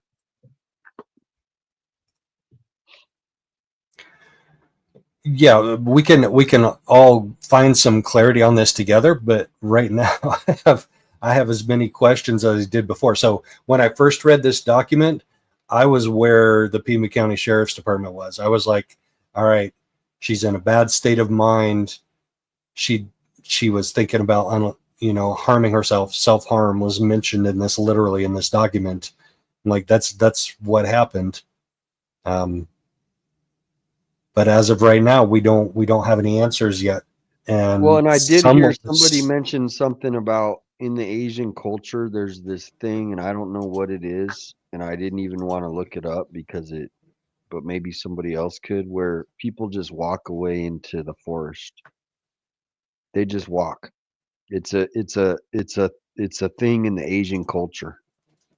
And I'm not saying speculating that's what happened, but someone commented that, and I actually had heard about it previous, so that's why I'm bringing it up. It's something that is known in the Asian culture, where when they're distraught and they'll just go out into the forest and never come back. It's some sort of thing. So people, maybe if you want to look that up, or if anyone has heard of anything about that, but that's something that I was kind of weirded out about a little bit. Yeah, but if you were to send a search and rescue team into that forest, you'd probably get some hits with your HRD dogs, right? Well, not necessarily, because that's what I'm going to say at the end here when we're done with this, of my my hypothesis, but we're not going to get too far in of why she hasn't been found if she's still up there.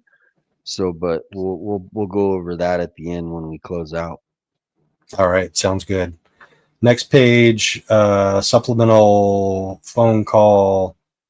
The last time she talked to the victim, the victim mentioned moving to Scottsdale, which you could say is Scottsdale, Phoenix, basically same area. So those could be consistent stories. And sell their house in Tucson. She got a job offer from some company that was hired by the Department of Defense and would sponsor her green card. Also, the husband was quiet, worked for some optic company. Oh, so she met him at Arizona State, but he works for an optic company? That's weird.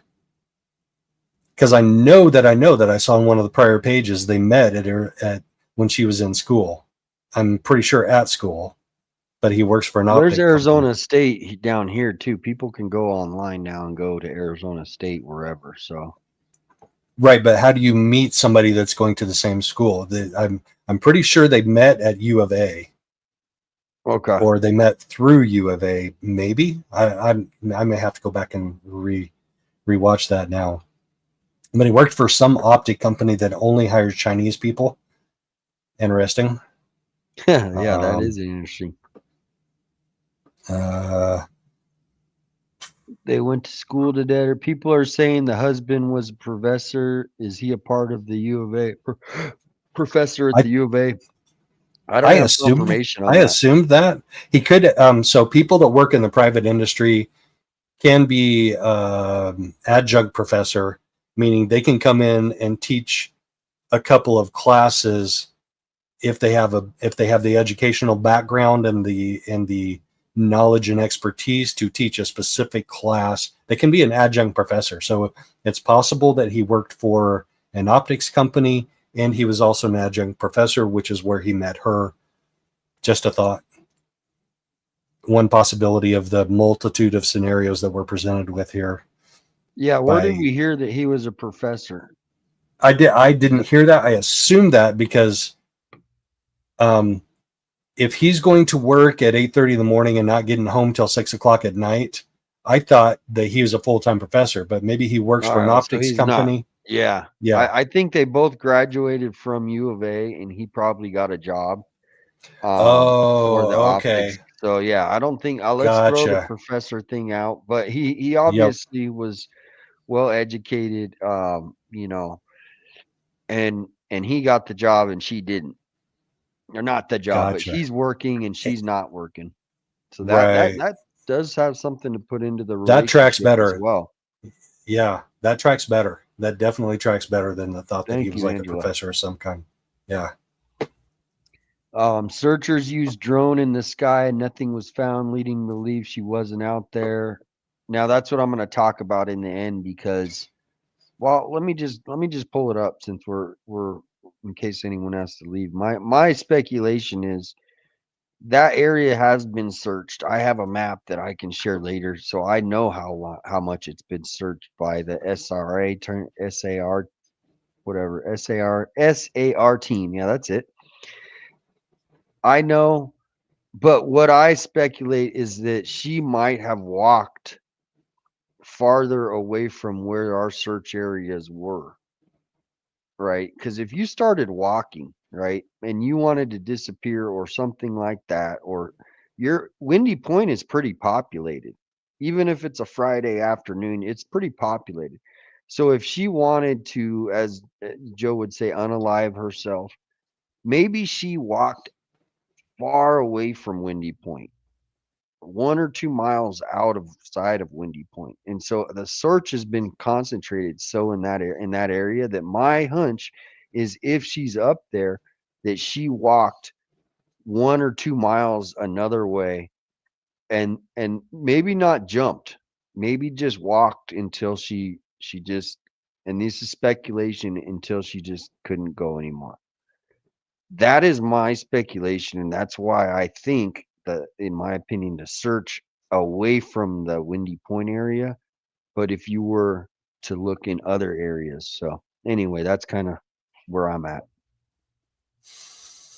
Yeah, I can see that because when we get into the search and rescue details of the aerial assets and the HRD K9 units, the SAR units, it looks to me like they concentrated on a certain area. And I'm the mountain is huge. Mount Lemmon is huge. Like she could have gone anywhere in 2 days. And we don't know where she went. Well, I mean, I was just up there. A lot of people haven't been up there. And so if I parked where she did and I just decided to walk away from that area, right? Where I was Yeah. telling you before, where you go down below and we were flying the drone, so we had a better connection. There's another area that someone pulled off and all of a sudden they disappeared and they were up the mountain.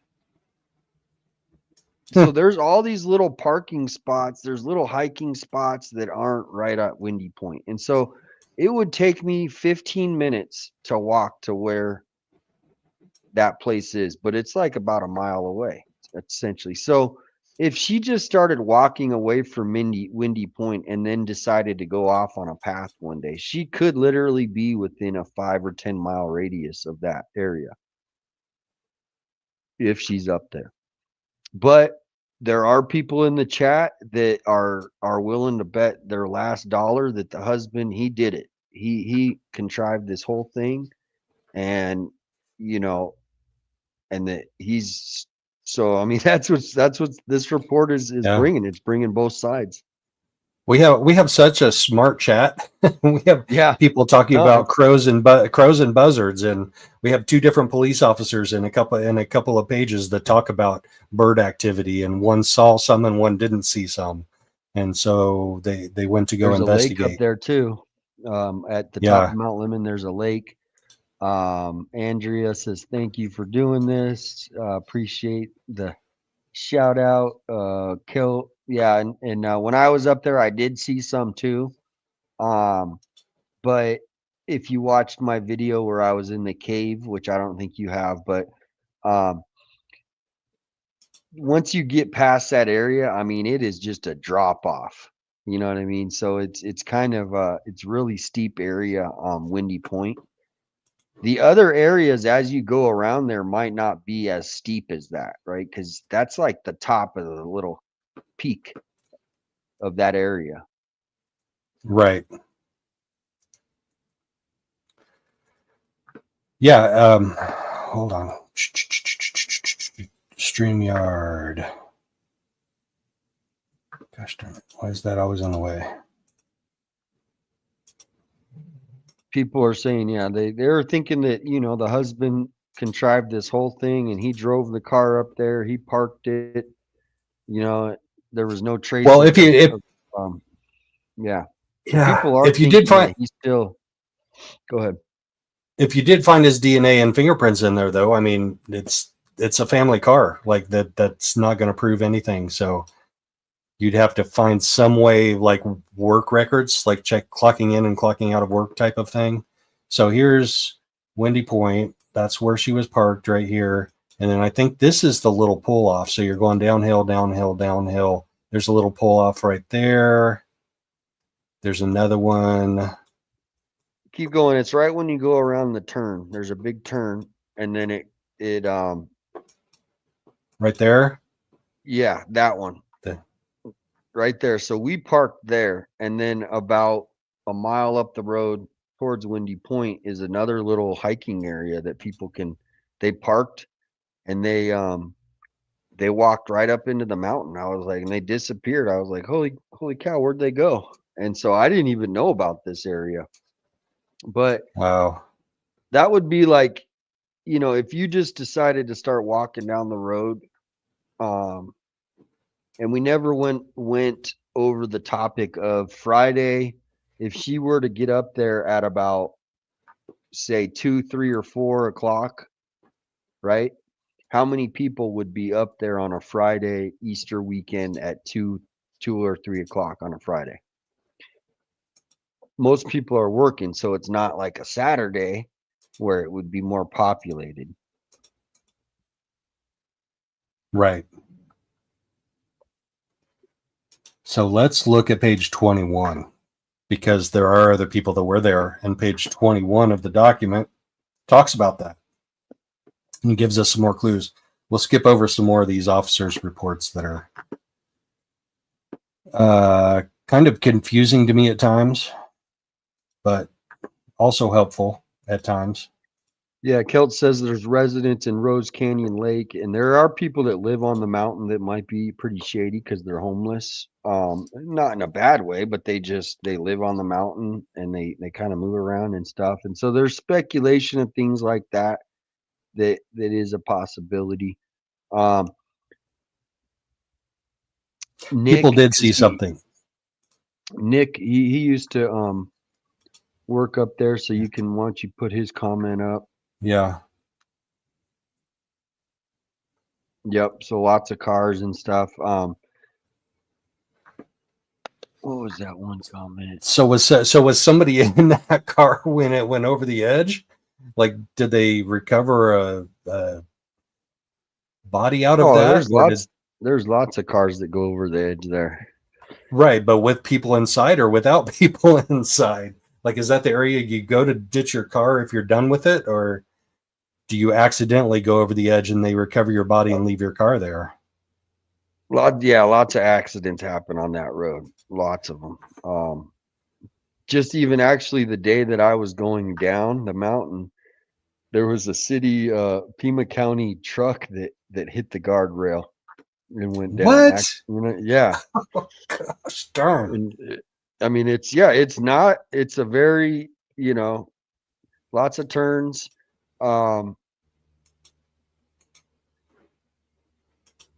Here we go. We'll go up the hill with it. We'll go up the hill with you. How's this sound? Perfect. I don't think I can expand it any more than that. So you're going to have to zoom in, people.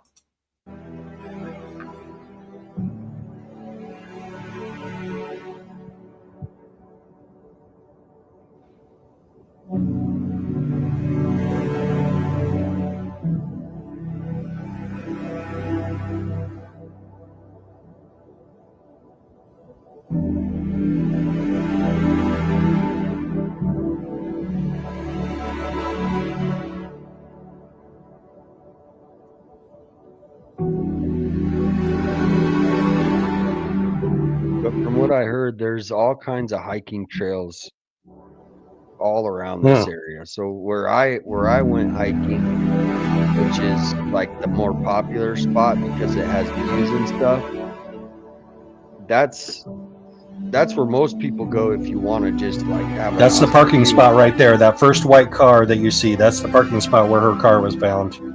Yep.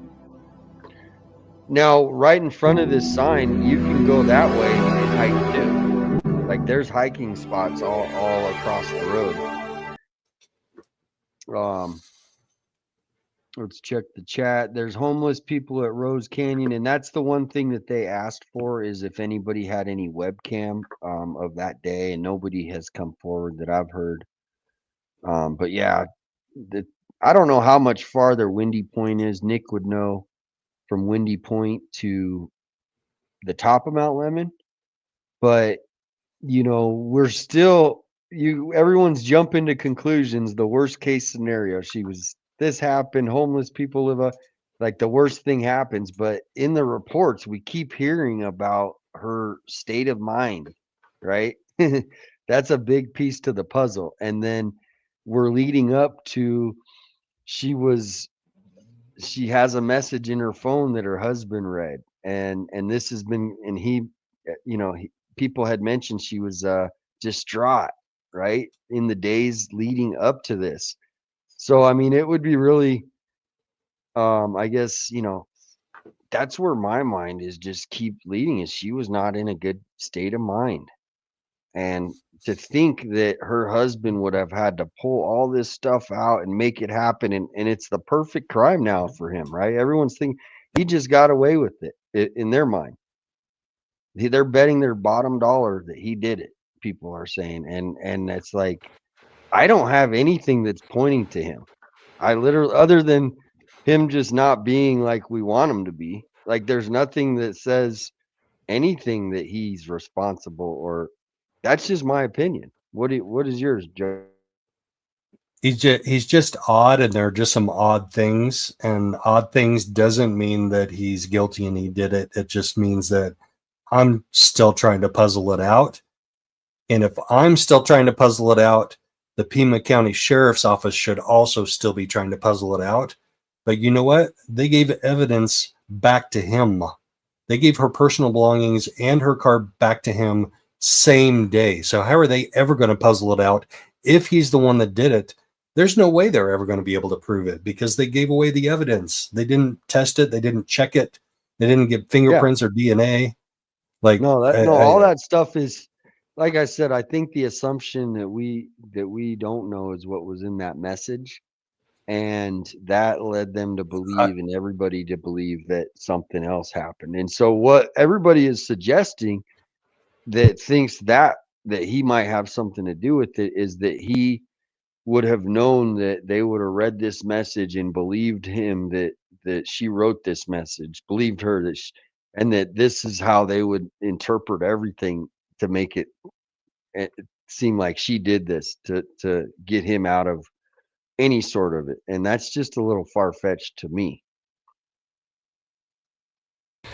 Yeah, and we've seen some new clues, like a couple of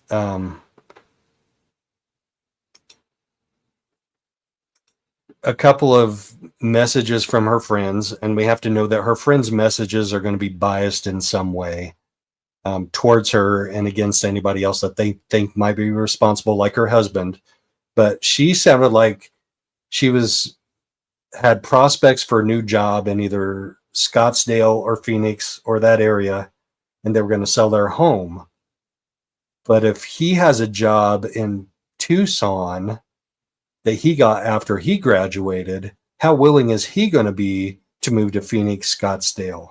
Like, does he have to go through some type of a transfer, to a different office in the same company? Does he have to get a different job? Or is he going to be like, no, we're not moving. You get a job here. I'm staying here. I'm living here. I'm not selling the house. We're not selling the house. I just graduated and I got a job. I've got a good job with a communications company. So you couldn't get a job with the same communications company, get another job. I mean, those are all dynamics. Could be. I'm not saying that's what happened, but those are things that go through our mind when we try and figure out the dynamics and where they were all at in their life. And if that's the way he was, if he's like, I'm the man of the house, we're keeping this house, we're living in Tucson, and she was despondent about that and her visa and her lack of job prospects. I mean, yeah, the 90-day thing might be, if she was thinking that she was going to be sent back to China, and then, not having any contact with any friends. So in my mind, she's kind of socially isolated now after school. Yeah. And that's why I just keep leading back to her state of mind versus anything like really, heinous that some people are suggesting. But when you're in that kind of a state of mind, you can make yourself vulnerable to foul play. You can become vulnerable to it. Number one, you're in a different country and you're maybe not aware of where dangers can come from.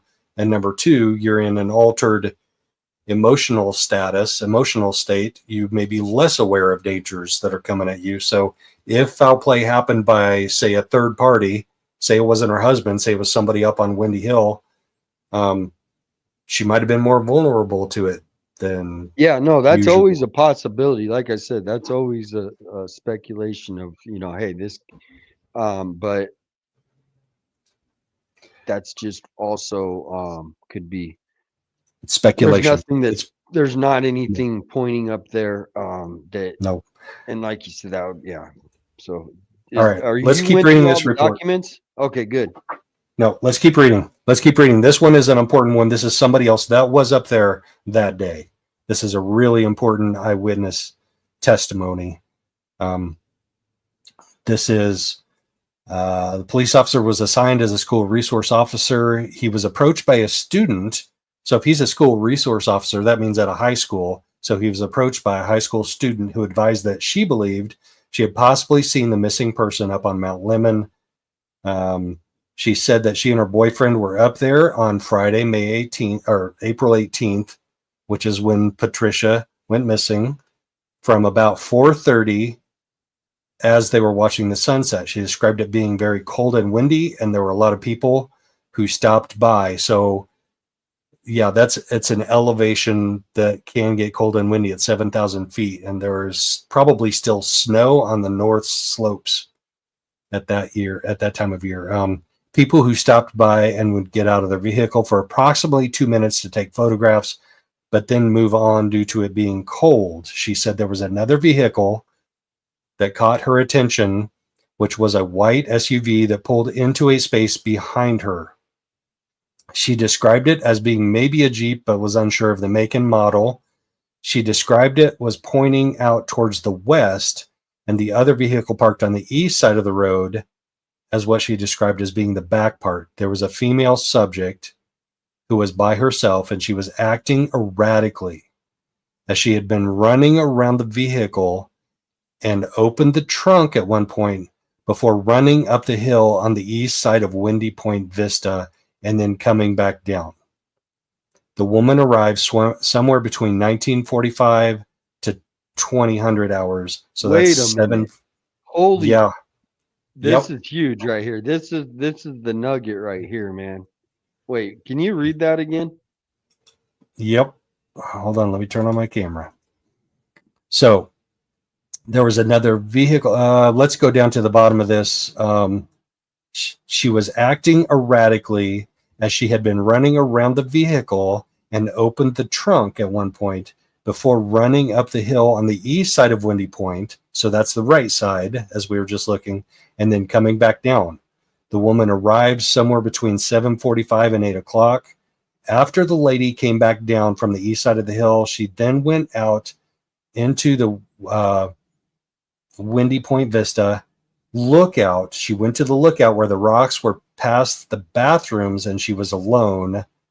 After she saw the lady go there, she did not see her go back to her vehicle or leave the area. They were there for approximately 45 minutes before they left, and after she saw the information on the news, she realized it may have been the girl she saw.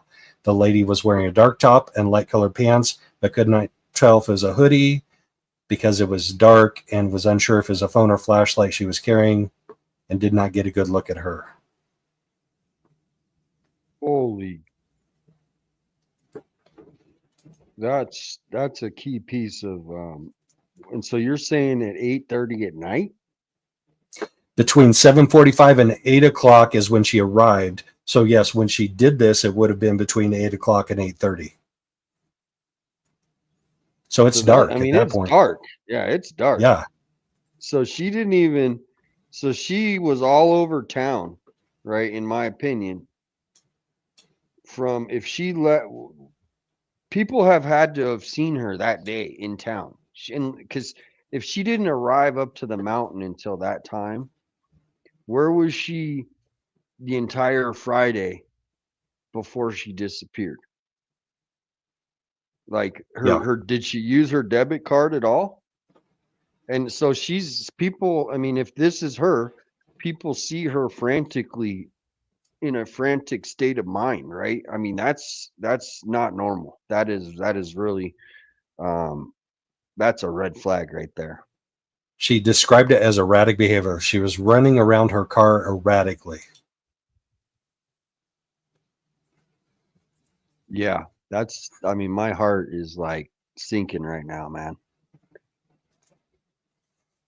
So if it's not Patricia, okay, I'm just going to throw this secondary theory out there. If that's not Patricia, if she saw some other lady out there about the same time as she was out there and it's about to be sunset, maybe some lady is trying to get a picture of the sunset, but not, I think 8 o'clock is like way late for the sunset, right? Well, but if you're up, okay. So Windy Point Vista doesn't even face the sunset. Well, it does to the west. It does to the west. There's actually, but and if you're at 7,000 feet and Windy Point Vista is at 7,000 feet, it's 6,000. and everything, Yeah, whatever But it yeah, is. And I no, have, damn it, my terrain won't work. I got to prove you wrong because I saw 7,000 feet. But we'll get to that later when my terrain works. But 6,000, 7,000, you're way up above ground level. So sunset does happen later than like normal ground level sunset in Arizona.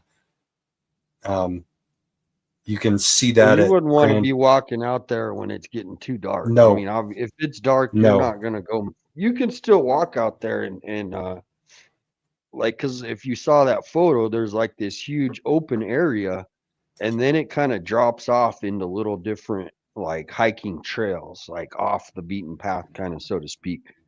So if you're in the middle, you can kind of have this open area and not really, you can be seen, everybody sees you, and then as you go off. So yeah, that's I didn't yeah, I'm glad that you That's a big spotted page that, there because right I had there. not heard Yeah. that. Yeah.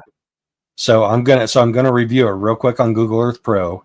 So she parks right here in this spot right next to the crosswalk.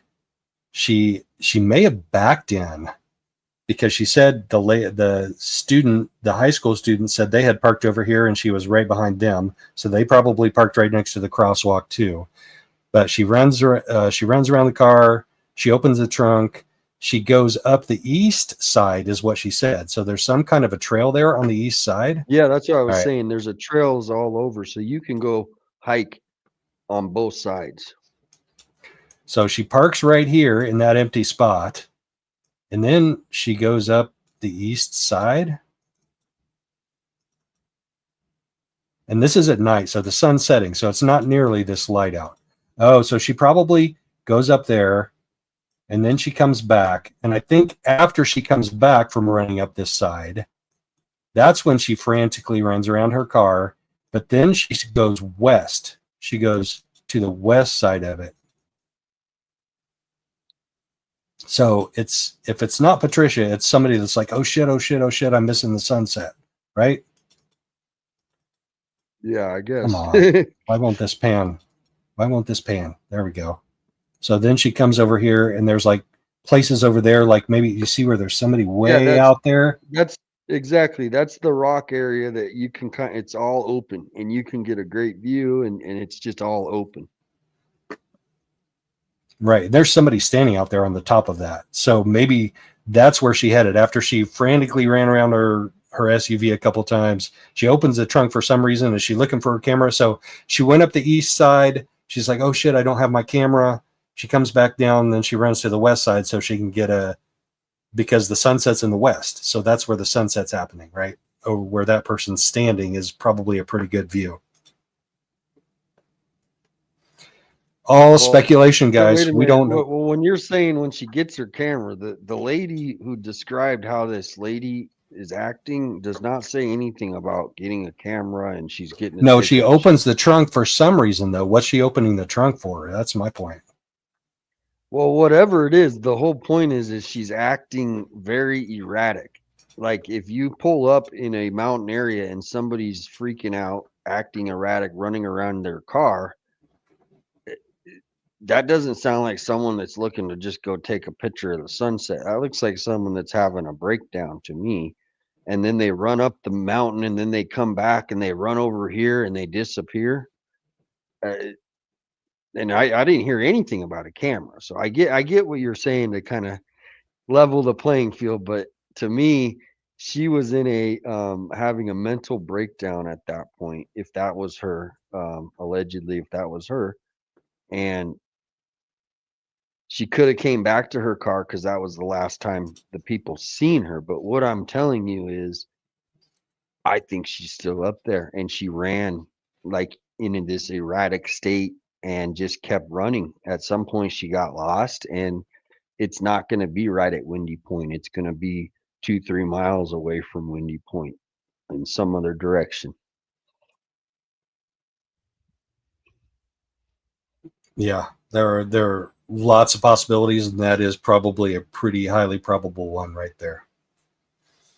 And I get people wanting to bring other theories in, but until we have something to go on. Like this is something to go on. She's in an erratic state. She was known to be depressed because of the job. She was possibly facing immigration thing with the 90-day. Her husband and her were not doing that good. She didn't have friends that anymore because they all left. And then somebody sees her the night, not her, they don't know, but they possibly saw someone acting erratic the night that she disappeared in the random place that her car is found the next day. So I get trying to bring in other theories, but it also can really complicate things, right? Because now we're not focused. We're focused on some things that don't really have a lot of weight. So that's why I'm saying as much as we want to speculate, we also got to look at what we're looking at here, which is somebody just saw her that night and she was really erratic.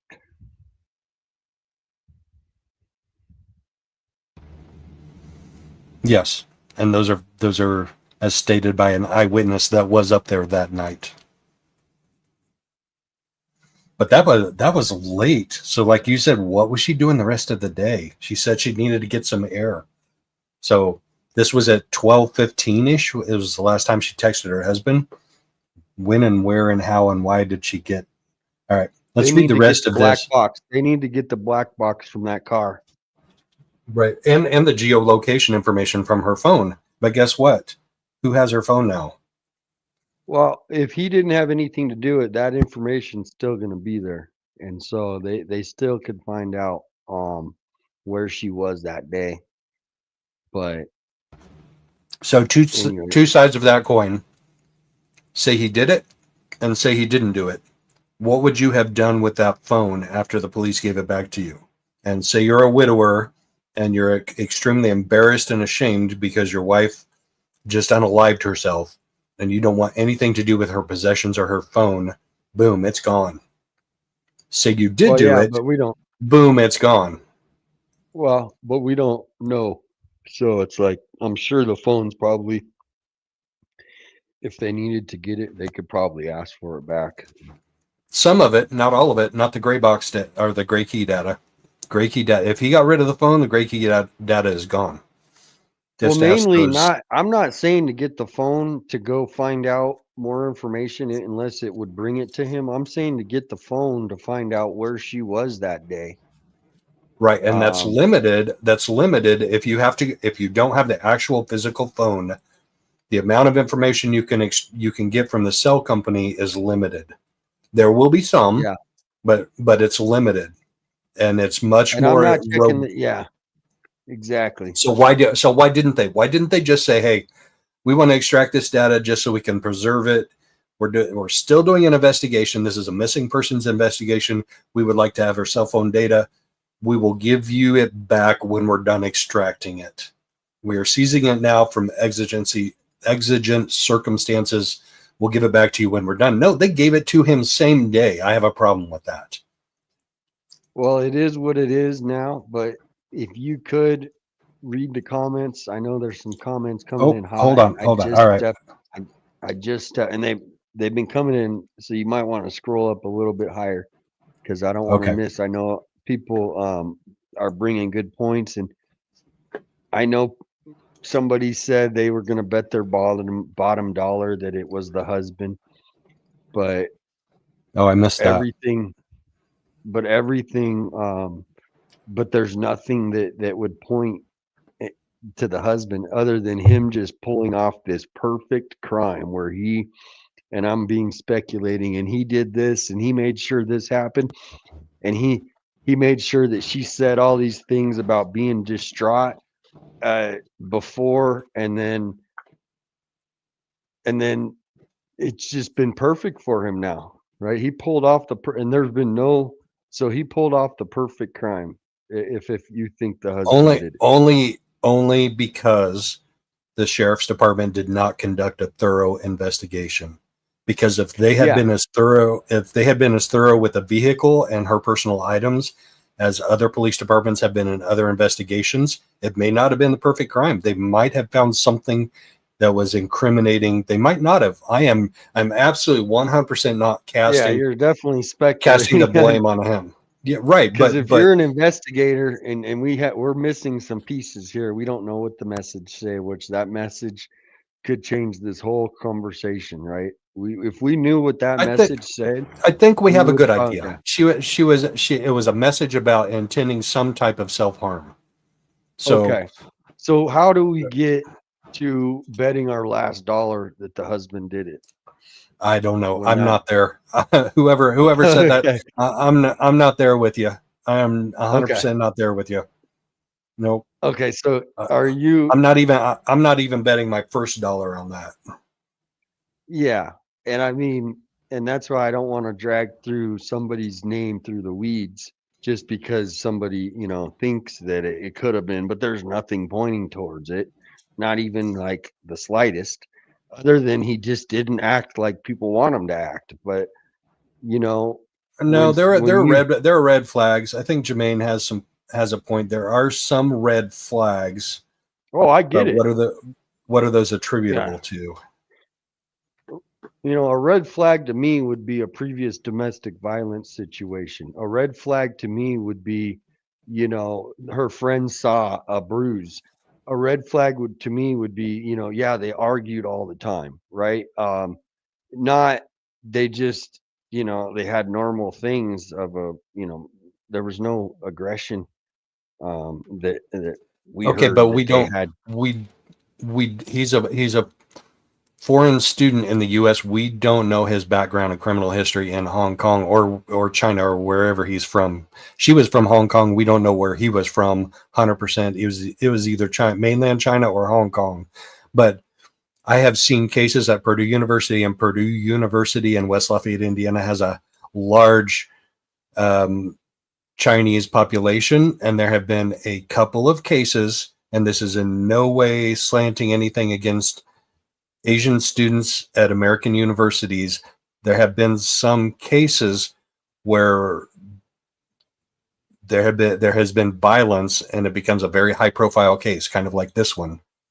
But Yeah. usually it's very obvious from the very beginning that, okay, this foreign exchange student here on a student visa is the one responsible for this. It's not obvious in this case. It's not obvious to me. It wasn't obvious to Pima County Sheriff. It wasn't obvious to Tucson PD. It's not obvious to me. But there are some things that I have questions. I have questions. Well, there's always questions, but like I said, we just don't want to drag someone's name through the mud on just there's not a lot to grab on. What? That's what social media is about. We're all dragging everybody's name through the mud. No, no. I mean, it would be, like I said, if I had some more things that, would point, but everything right now is pointing. Her car's found on Mount Lemmon. I don't want to go through it again, but I think everybody knows where I think she is. Is there, or did you finish that? Nope. We still The have comments. Yeah, get the comments going. Angela, you keep commenting. Like, this is let's see. Angela, you're not commenting on my channel. You're commenting on one of 857's. But on my channel, all thoughts and ideas and speculation is welcome, as long as it's respectfully put and it isn't like a personal attack on anybody. So you keep commenting. No personal attacks. Yep. Yeah, no, keep commenting. I just don't want to I want everyone to be open, right? And when everybody's saying that this is the husband did it, I'm gonna bet my last dollar the husband did it. Well, now that's really not helping the situation. That's okay. You can it's can bet your last dollar. Yeah, that's okay. And that's where I'm saying is like to just say that when everybody knows that it could be other possibilities too, right? That's where I'm like a little bit. We can't just go. He did it. There's nothing that says at all. Well, okay. That he did. Yeah. Well, they did. They didn't say he did it. They said, "I'd bet my bottom dollar that he did it." So it's not an accusation. It's a speculation. But it's like it's weighing in pretty heavy. Like your Right. last So dollar. it's like Right. so then my idea that she's up at 8:30 at night, somebody sees her allegedly frantically, she's in a distraught state. She texts her husband, he reads something and he gets distraught, and then they can't find her anymore. So now I'm supposed to ignore that, Hold the on. real evidence we Yep. have. Yep. Curiousy's got a contrary opinion, and I'm happy to show this because we are gonna get into a police report, which reminds me we need to get back to the reports because we have some pages to go, and there's some important ones, and one of them addresses why did the husband not report her missing for so long. One of them addresses that, so I want to keep going through this report so we can get through more. Yeah. All right, cool. Yeah, I'm going to No keep reading offense this to one. anyone. I appreciate anyone commenting too. I don't want to shy anyone. I'm just, to really be fair. Let's be fair. All right. I contacted follow-up questions, exact location. So we're down on the last paragraph here. I was able to pull up the aerial view satellite image, which we just did on Google Earth, of the Windy Point Vista. She showed me on the map where she last saw the light before it disappeared, which was the end of the path, which is where I just showed you on that guy standing on the rock. She also stated she did not hear the woman saying anything when she was walking out there, and she again did not come back until the time they left at all, which was around 9 o'clock. After passing that information to search and rescue personnel, I told we may be contacting her further, and then cleared the case. Let's see. This is a foot search of the cliff base at the bottom where the cliff meets the ground. Search for 2.36 miles. 2.36 miles in that scenario is not a huge. I mean, if you're on foot and you're searching and looking for a body, 2.36 miles is a lot, but is in no way all encompassing of that search area. 2.36 miles is nothing in that search area. Like 857 was saying earlier, like there are lots of areas they didn't. All right, here's, this was page 24 and 25. We read that earlier. Here's another foot search guy. I completed a mile of hiking in the general area, looking specifically for high advantage points. He found several, used binoculars, searching for any signs of abundant bird activity. So someone mentioned that earlier. He says there were no birds present the entire time I was there. There were no birds present. I challenge this guy's powers of observation. He's on Windy Point. He's talking about he's talking. Yeah, about I know. But I have an eye for birds. I used to be a falconer, and I can spot an eagle or a hawk from a little ways away. So for him to say there were no birds present the entire time. Yeah, well, he didn't view any, but when I was up there, I did see some up there. All right. At approximately 1700 hours, I responded to the scene. Southern Arizona Rescue Association was out there with Southwest Rescue Dogs. Kudos to all those volunteers that go out there with their canines. These are not government entities. These are private organizations that volunteer their time. So kudos to them. Swarm Survey and a Forest Service Ranger was made aware of a recent discovery. The terrain surrounding the majority of the area was very hazardous. There were several areas of steep and vertical angle that were inaccessible for ground teams. They were able to cover likely areas and points of attraction. I made the decision to stop efforts for the evening for safety reasons. On Wednesday, 4/23, I received a point of interest from review of drone footage. They have coordinates. I'm going to pop those coordinates up on Google Earth real quick, just because I can. It'll only take 3 seconds, I promise.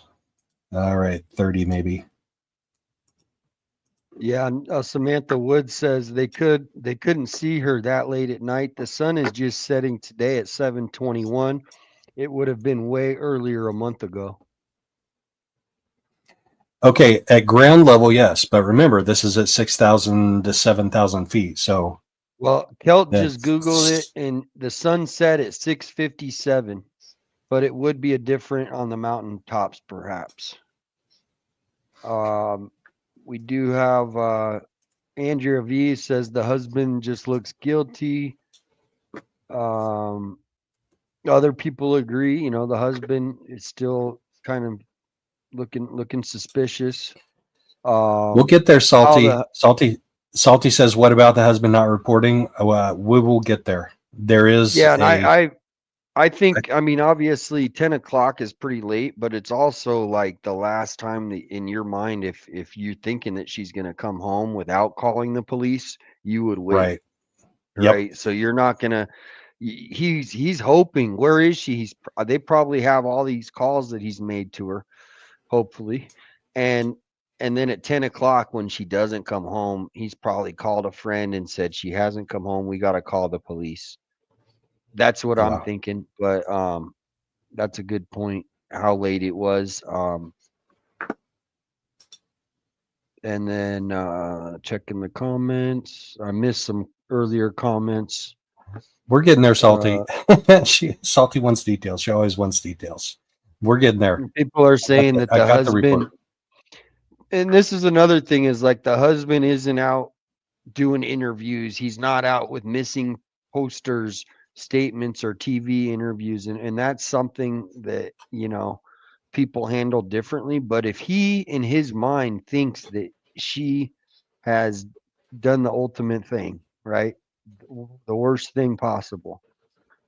Just keep going back to the message that he read, that he walked away, that everybody read, and the investigation changed in the tone, and she was distraught, and then somebody possibly saw her in erratic behavior, that the husband in his mind, if he in his finalized mind thinks he knows what happens to her, why would he do more if he knows that she did something bad, right? That's kind of, so I appreciate all the comments and the perspectives. Yeah. Okay. So we're gonna get to that information about what the husband says was his excuse for not phoning it in earlier.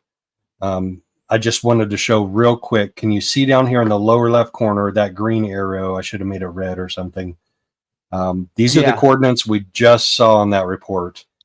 Somebody saw something down there, which is literally right below that sunset lookout point, right? Where I showed you from street view where that was. Like there was a person standing right here and somebody found something of interest right there.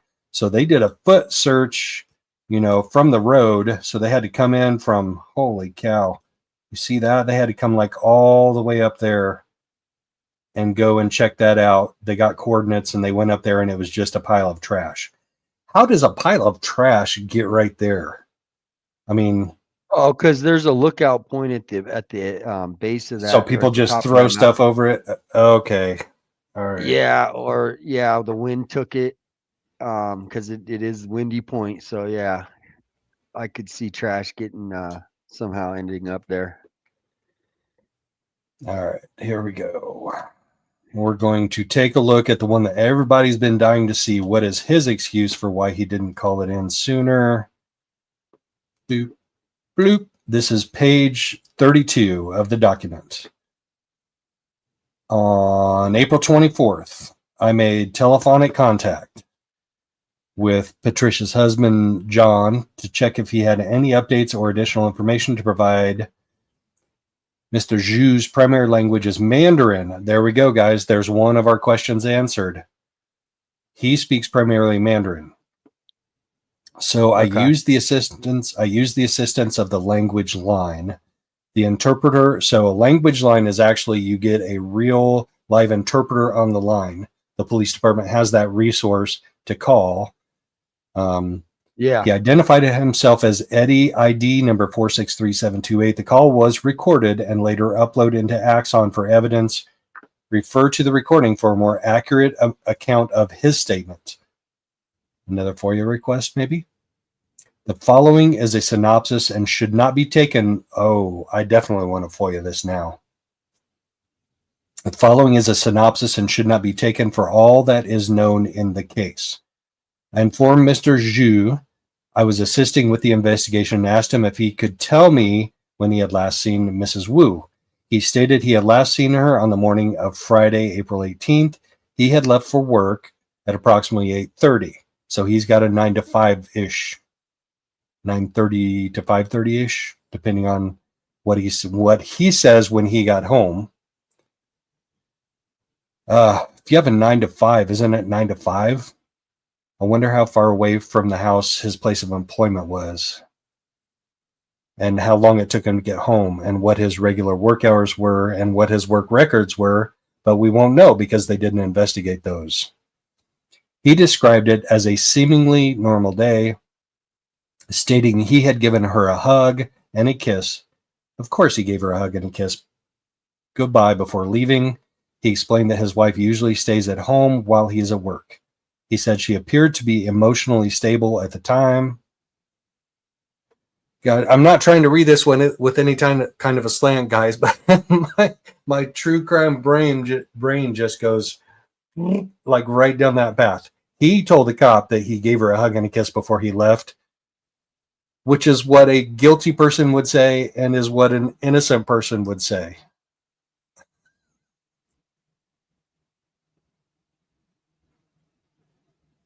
Well, you would also say it if that was just like a normal thing they did. I mean, he's Yeah, not going to that's what I said. Yes. door and not give Yeah. her a kiss if that's what they do. So, I mean, it's right.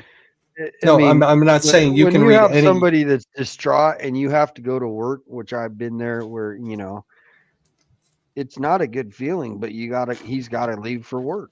You know what I mean? Right. And how much? So one of their friends says he's not very supportive. So a hug and a kiss is pretty supportive. I mean, we've got to give him kudos for that if it's accurate, but we will never know if it's not. Focus, Joe. Salty's telling you to focus. She always keeps me on track. We gotta wrap this up in the next. We got 20 minutes to wrap it up. All right, we got 20 this. minutes. We don't even have that. I got to get out of here. But no, 20 is good. Yeah. All right. 15, 20. Yep. Mr. Zhou returned home. Be better. Okay. Mr. Zhou returned home from work at approximately 1840 hours. He stated he was very tired. Okay, this is the important point that everybody's asking about. He returned home at 1840. That's 6:40 at night. So if he left at 8:30 and got home at 6:40, I'm wondering what his regular work hours are. But anyway, continuing on. He stated he was very tired and took a nap on the couch. He woke up at approximately 10 o'clock and noticed she still not returned home. At some point, he became very worried and started reaching out to some of her friends and then contacting law enforcement. So this says he contacted law enforcement, or he told this officer that he contacted law enforcement along with his friends. If he didn't, then who did? So I have no reason to not believe that he did contact law enforcement that same night after he woke up and she wasn't home. I asked how her friends, Mrs. Wu's friends, knew to check the Mount Lemmon area for her. He told me Michelle, so that's Patricia's friend Michelle, and Heather is her daughter. With the information that Mrs. Wu went out to get some fresh air, they began searching around town and had the thought to go check Mount Lemmon.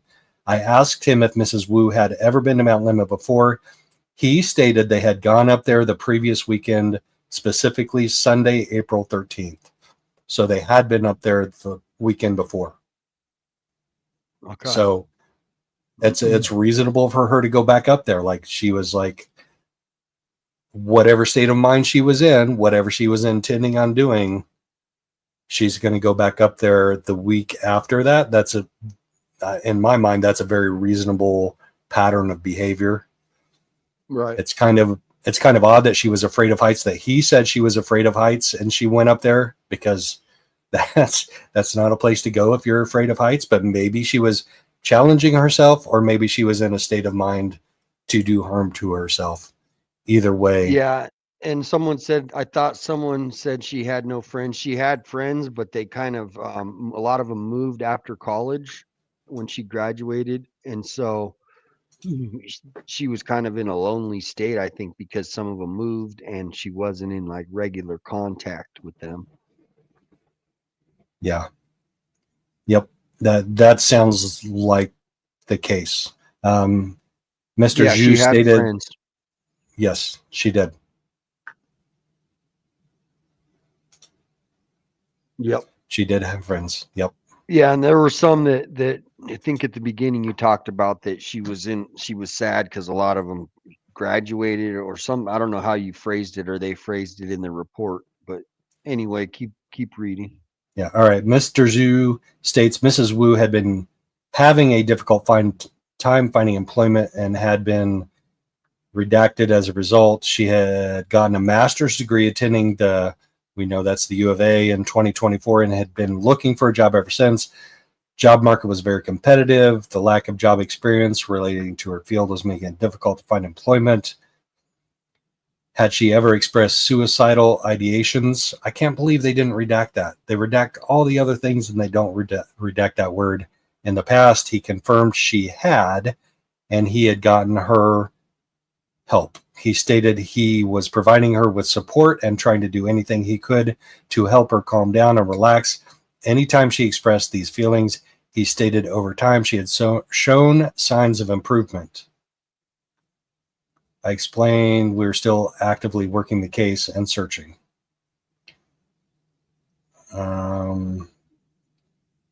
That's rescue dogs, concluding search.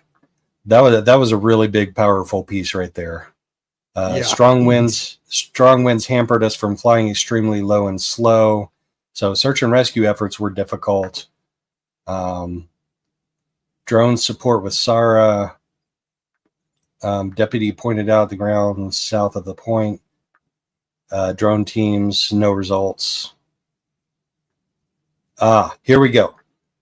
Video footage on Windy Point Vista on May 8th, Thursday, May 8th. I assisted Detective Hilborn in obtaining video footage at the Beyond Bread Mount Lemmon Lodge. I was able to locate the person of interest and her husband. I was able to export the video footage from their arrival to their departure. So that was probably Patricia and John on the 13th, the weekend before. He was able to confirm that his story was accurate, that they had gone up there the weekend before. I'm guessing that's what that footage was of. What do you think about that?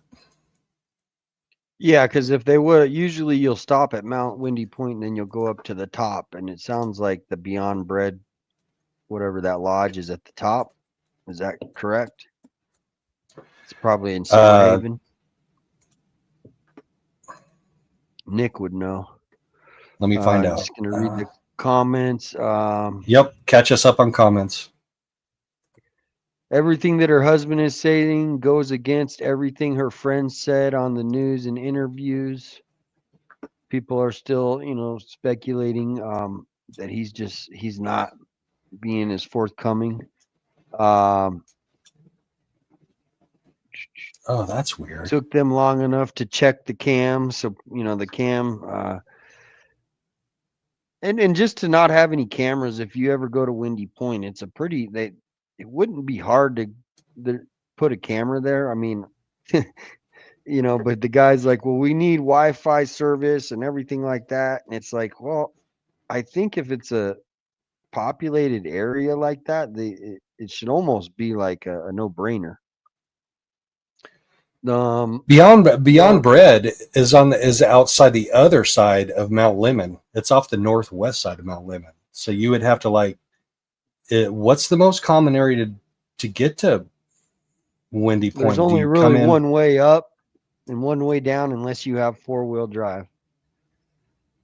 Wow. All right, I got to show that real quick, guys. And then we have one speculation thing to show, and then we're done. All right, so if you look here, let me turn off that. I'm not going to turn anything off so we can see. So Windy Point is here. You come in from the southwest, like along this road that comes up from Tucson, but all the way up to the northwest, like way up here, is Beyond Bread. Yeah, that's the town. That's the little town. That's where everybody goes. Like if you're going up to Mount Lemmon, you go up to Summer Haven, and that's where. Okay, so it's you like- so you yeah. come in from this way. No, there's nowhere to come in from that No, way. there's only one way up and one way down, unless you go down the back way. Okay. So they went up there on the 13th, but then they kept driving all the way into this little town. What'd you call it, Summer Haven? Yeah. There's a All ski right. lift up there and everything. So they got footage of them together on the 13th here. Wow. But that's literally the only video camera footage and that that's they have. the other thing is like someone saying in the chat, like how did the friend know to check Mount Lemmon? Where was Patricia the entire day, Friday the 18th, before somebody saw her at 7:45, literally erratic, running around her car, not anywhere acting normal, right? Like almost in a frantic, erratic state. And then she runs up a hill, right? From what you described, which is like completely, and she's dressed not appropriately. I mean, they didn't describe what kind of shoes she had on, but she's in pajama pants, right?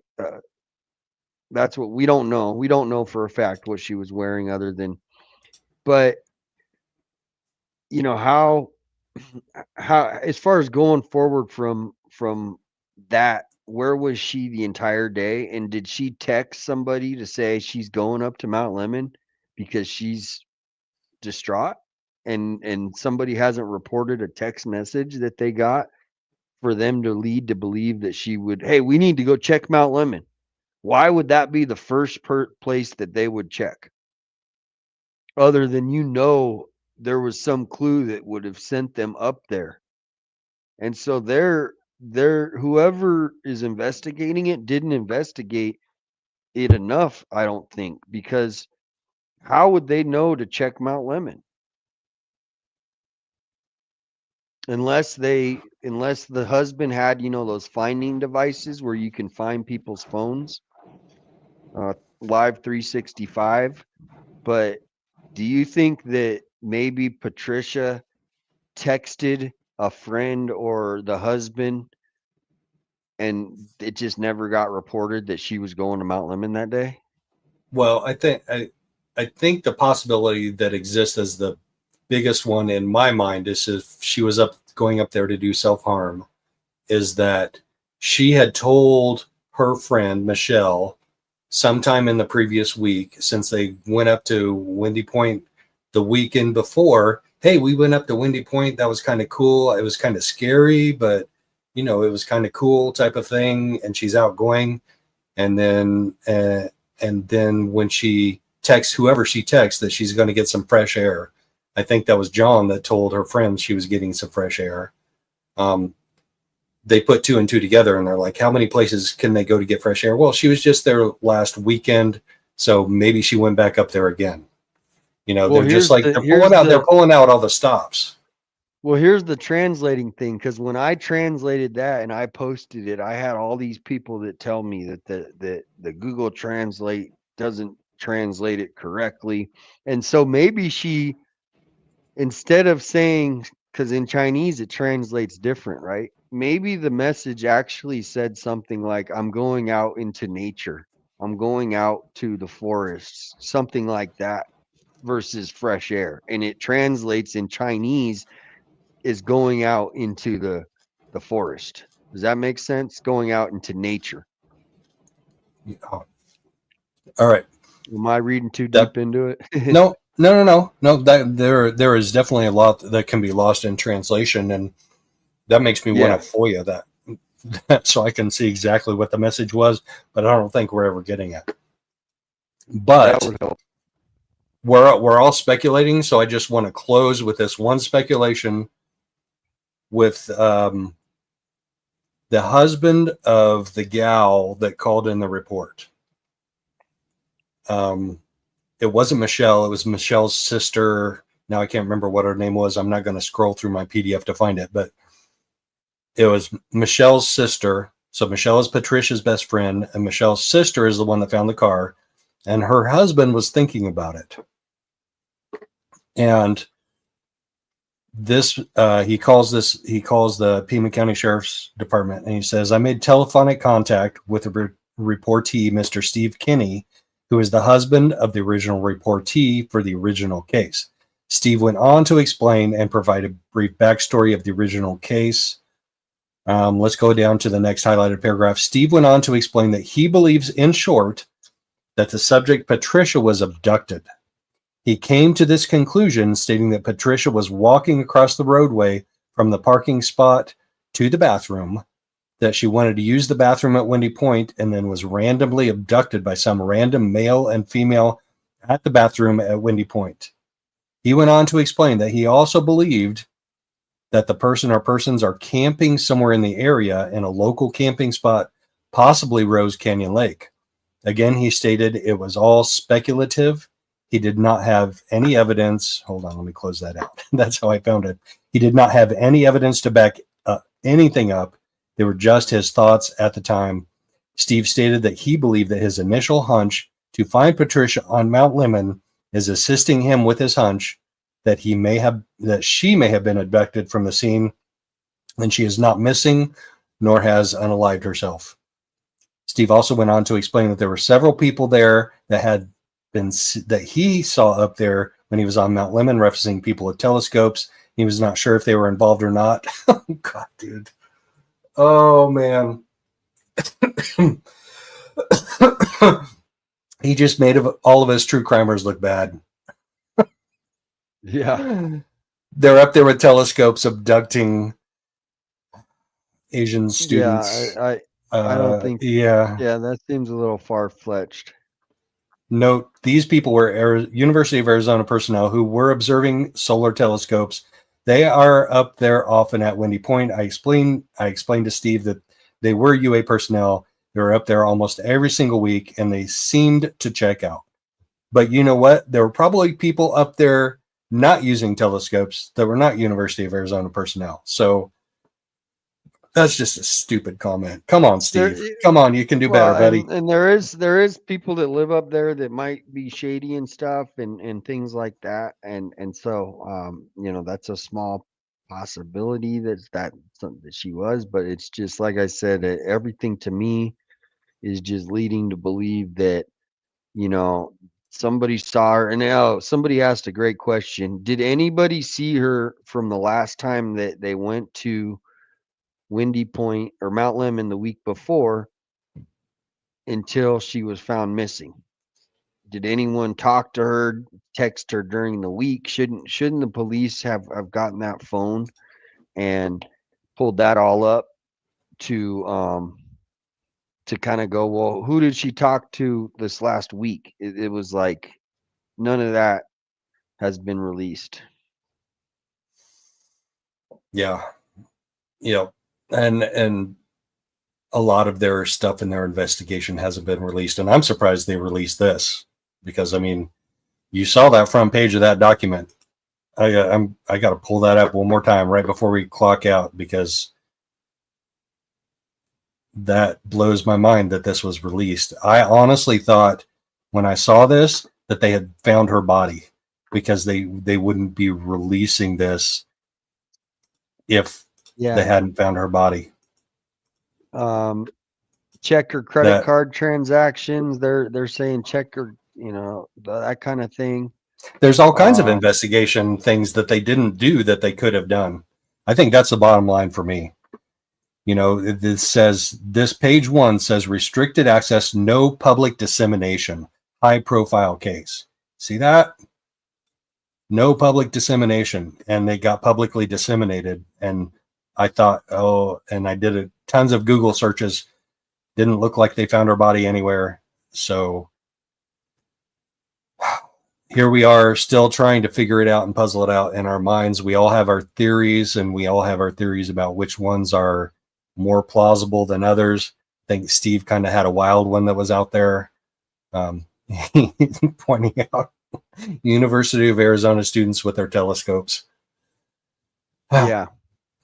But Well, you've expressed yours. Yeah. Go ahead.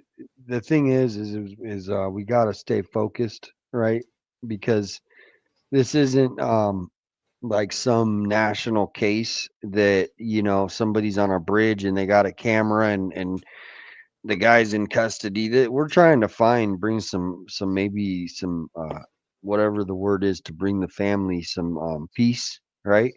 If she is up there, right? And unless something else comes in that says, you know, the husband, I got my heart goes towards that mountain, her car found there, her erratic behavior that I just heard about for the first time makes, and I didn't know that today. I was already planning a search to go back up there with the hiking, experienced hiking. I'm going to reach out to a hiking group, very experienced hikers, to go to these other areas, because if she's frantically running around that area, she could have been doing that, you know, your adrenaline's going, she's frantic. She could have ran off a mile or two down the road and down a ravine and kept walking. How far could you walk if you just wanted to keep walking into the wilderness? How far could you walk? You could probably walk 8-10 hours, right? Could you? She probably could have. I don't know if I can. I'm just saying, in general, you could, okay, maybe it's 5 hours, 6 hours, but how far could you walk in 5-6 hours? You would be far away from Windy Point, right? And so everybody's focusing the search in Windy Point. That my hunch is that she's outside of that search area, that everything's been searched. And that's why hopefully get some help to go back up there and maybe, you know, and bring the family peace if we do find her. Well, keep us posted, brother. Like, let us know if you decide to go back up there. Post it on your channel. Everybody who hasn't subbed up to 857 Tucson, sub up. Make sure you follow. And if you want to drop into a really cool chat every morning and every evening for some interesting court cases, we'll be hanging in there too. Well, Joe, thank you. Let's run by these comments one last time. Curious, he wants he's wants us to slow up real quick before we get off. Make sure read these comments. Curious, I don't know anything. I don't know. Yeah. Curious, I don't know anything about her husband's friend that works up there, but I would be interested in learning more. Renwee? I didn't know that. Yeah, Curious had a good point here. The guy uses telescopes. Anything else, Joe, you can think of? Nope. Carolina likes your idea. Yeah, it's happening. I'm thinking next weekend. And I'm gonna put a post on the Facebook, and there's this Arizona hiking group that I'm gonna try to get the people that actually have all the safe supplies you need to hike. So in case everyone's safe, I don't have a lot of it, so I don't know how much, you know, I can do, but I'm gonna try. So if you guys want to be involved, thank you to everybody tuning in and everybody on Joe's channel. Shout out. Thanks for your excellent work, Joe, and helping. Absolutely. Thank you, mods. Thank you, chat. Wonderful chat today. Like, really intelligent conversation.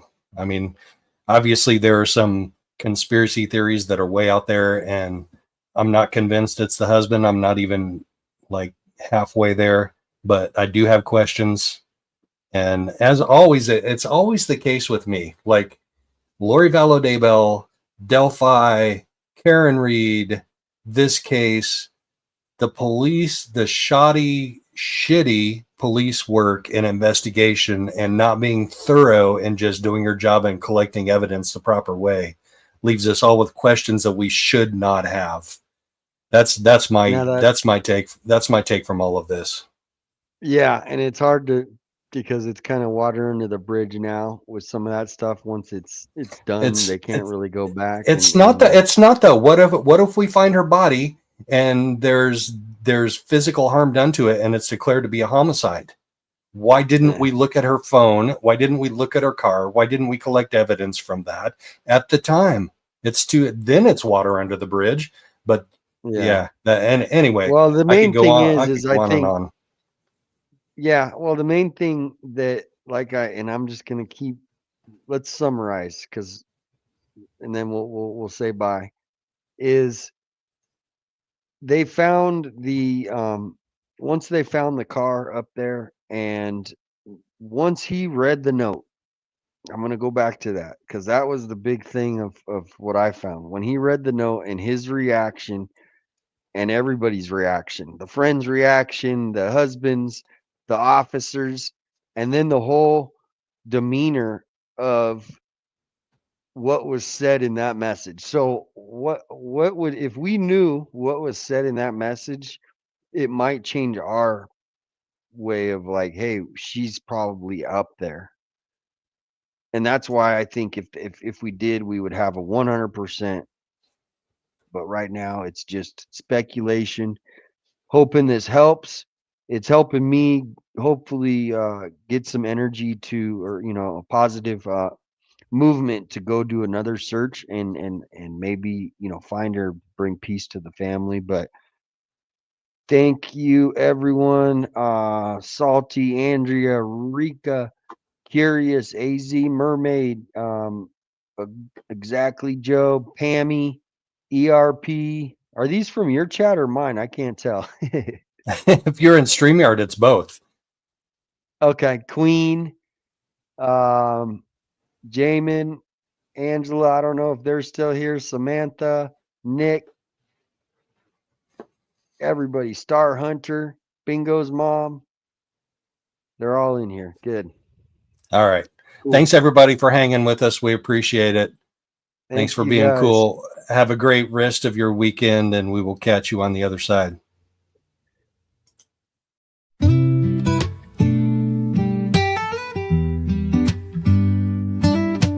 Good evening. Come and find you a seat. Grab yourself a cup of Joe and put up your feet. Let's talk about the latest news and all about true crime. We can make a difference if we put in the time.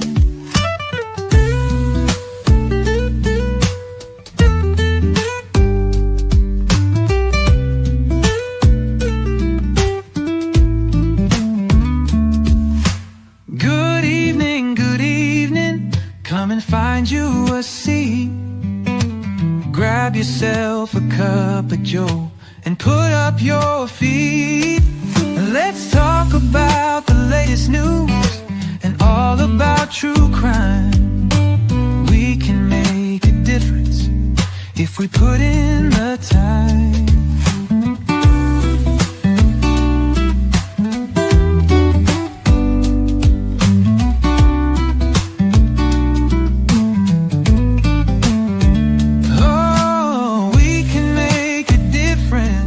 If we put in the time.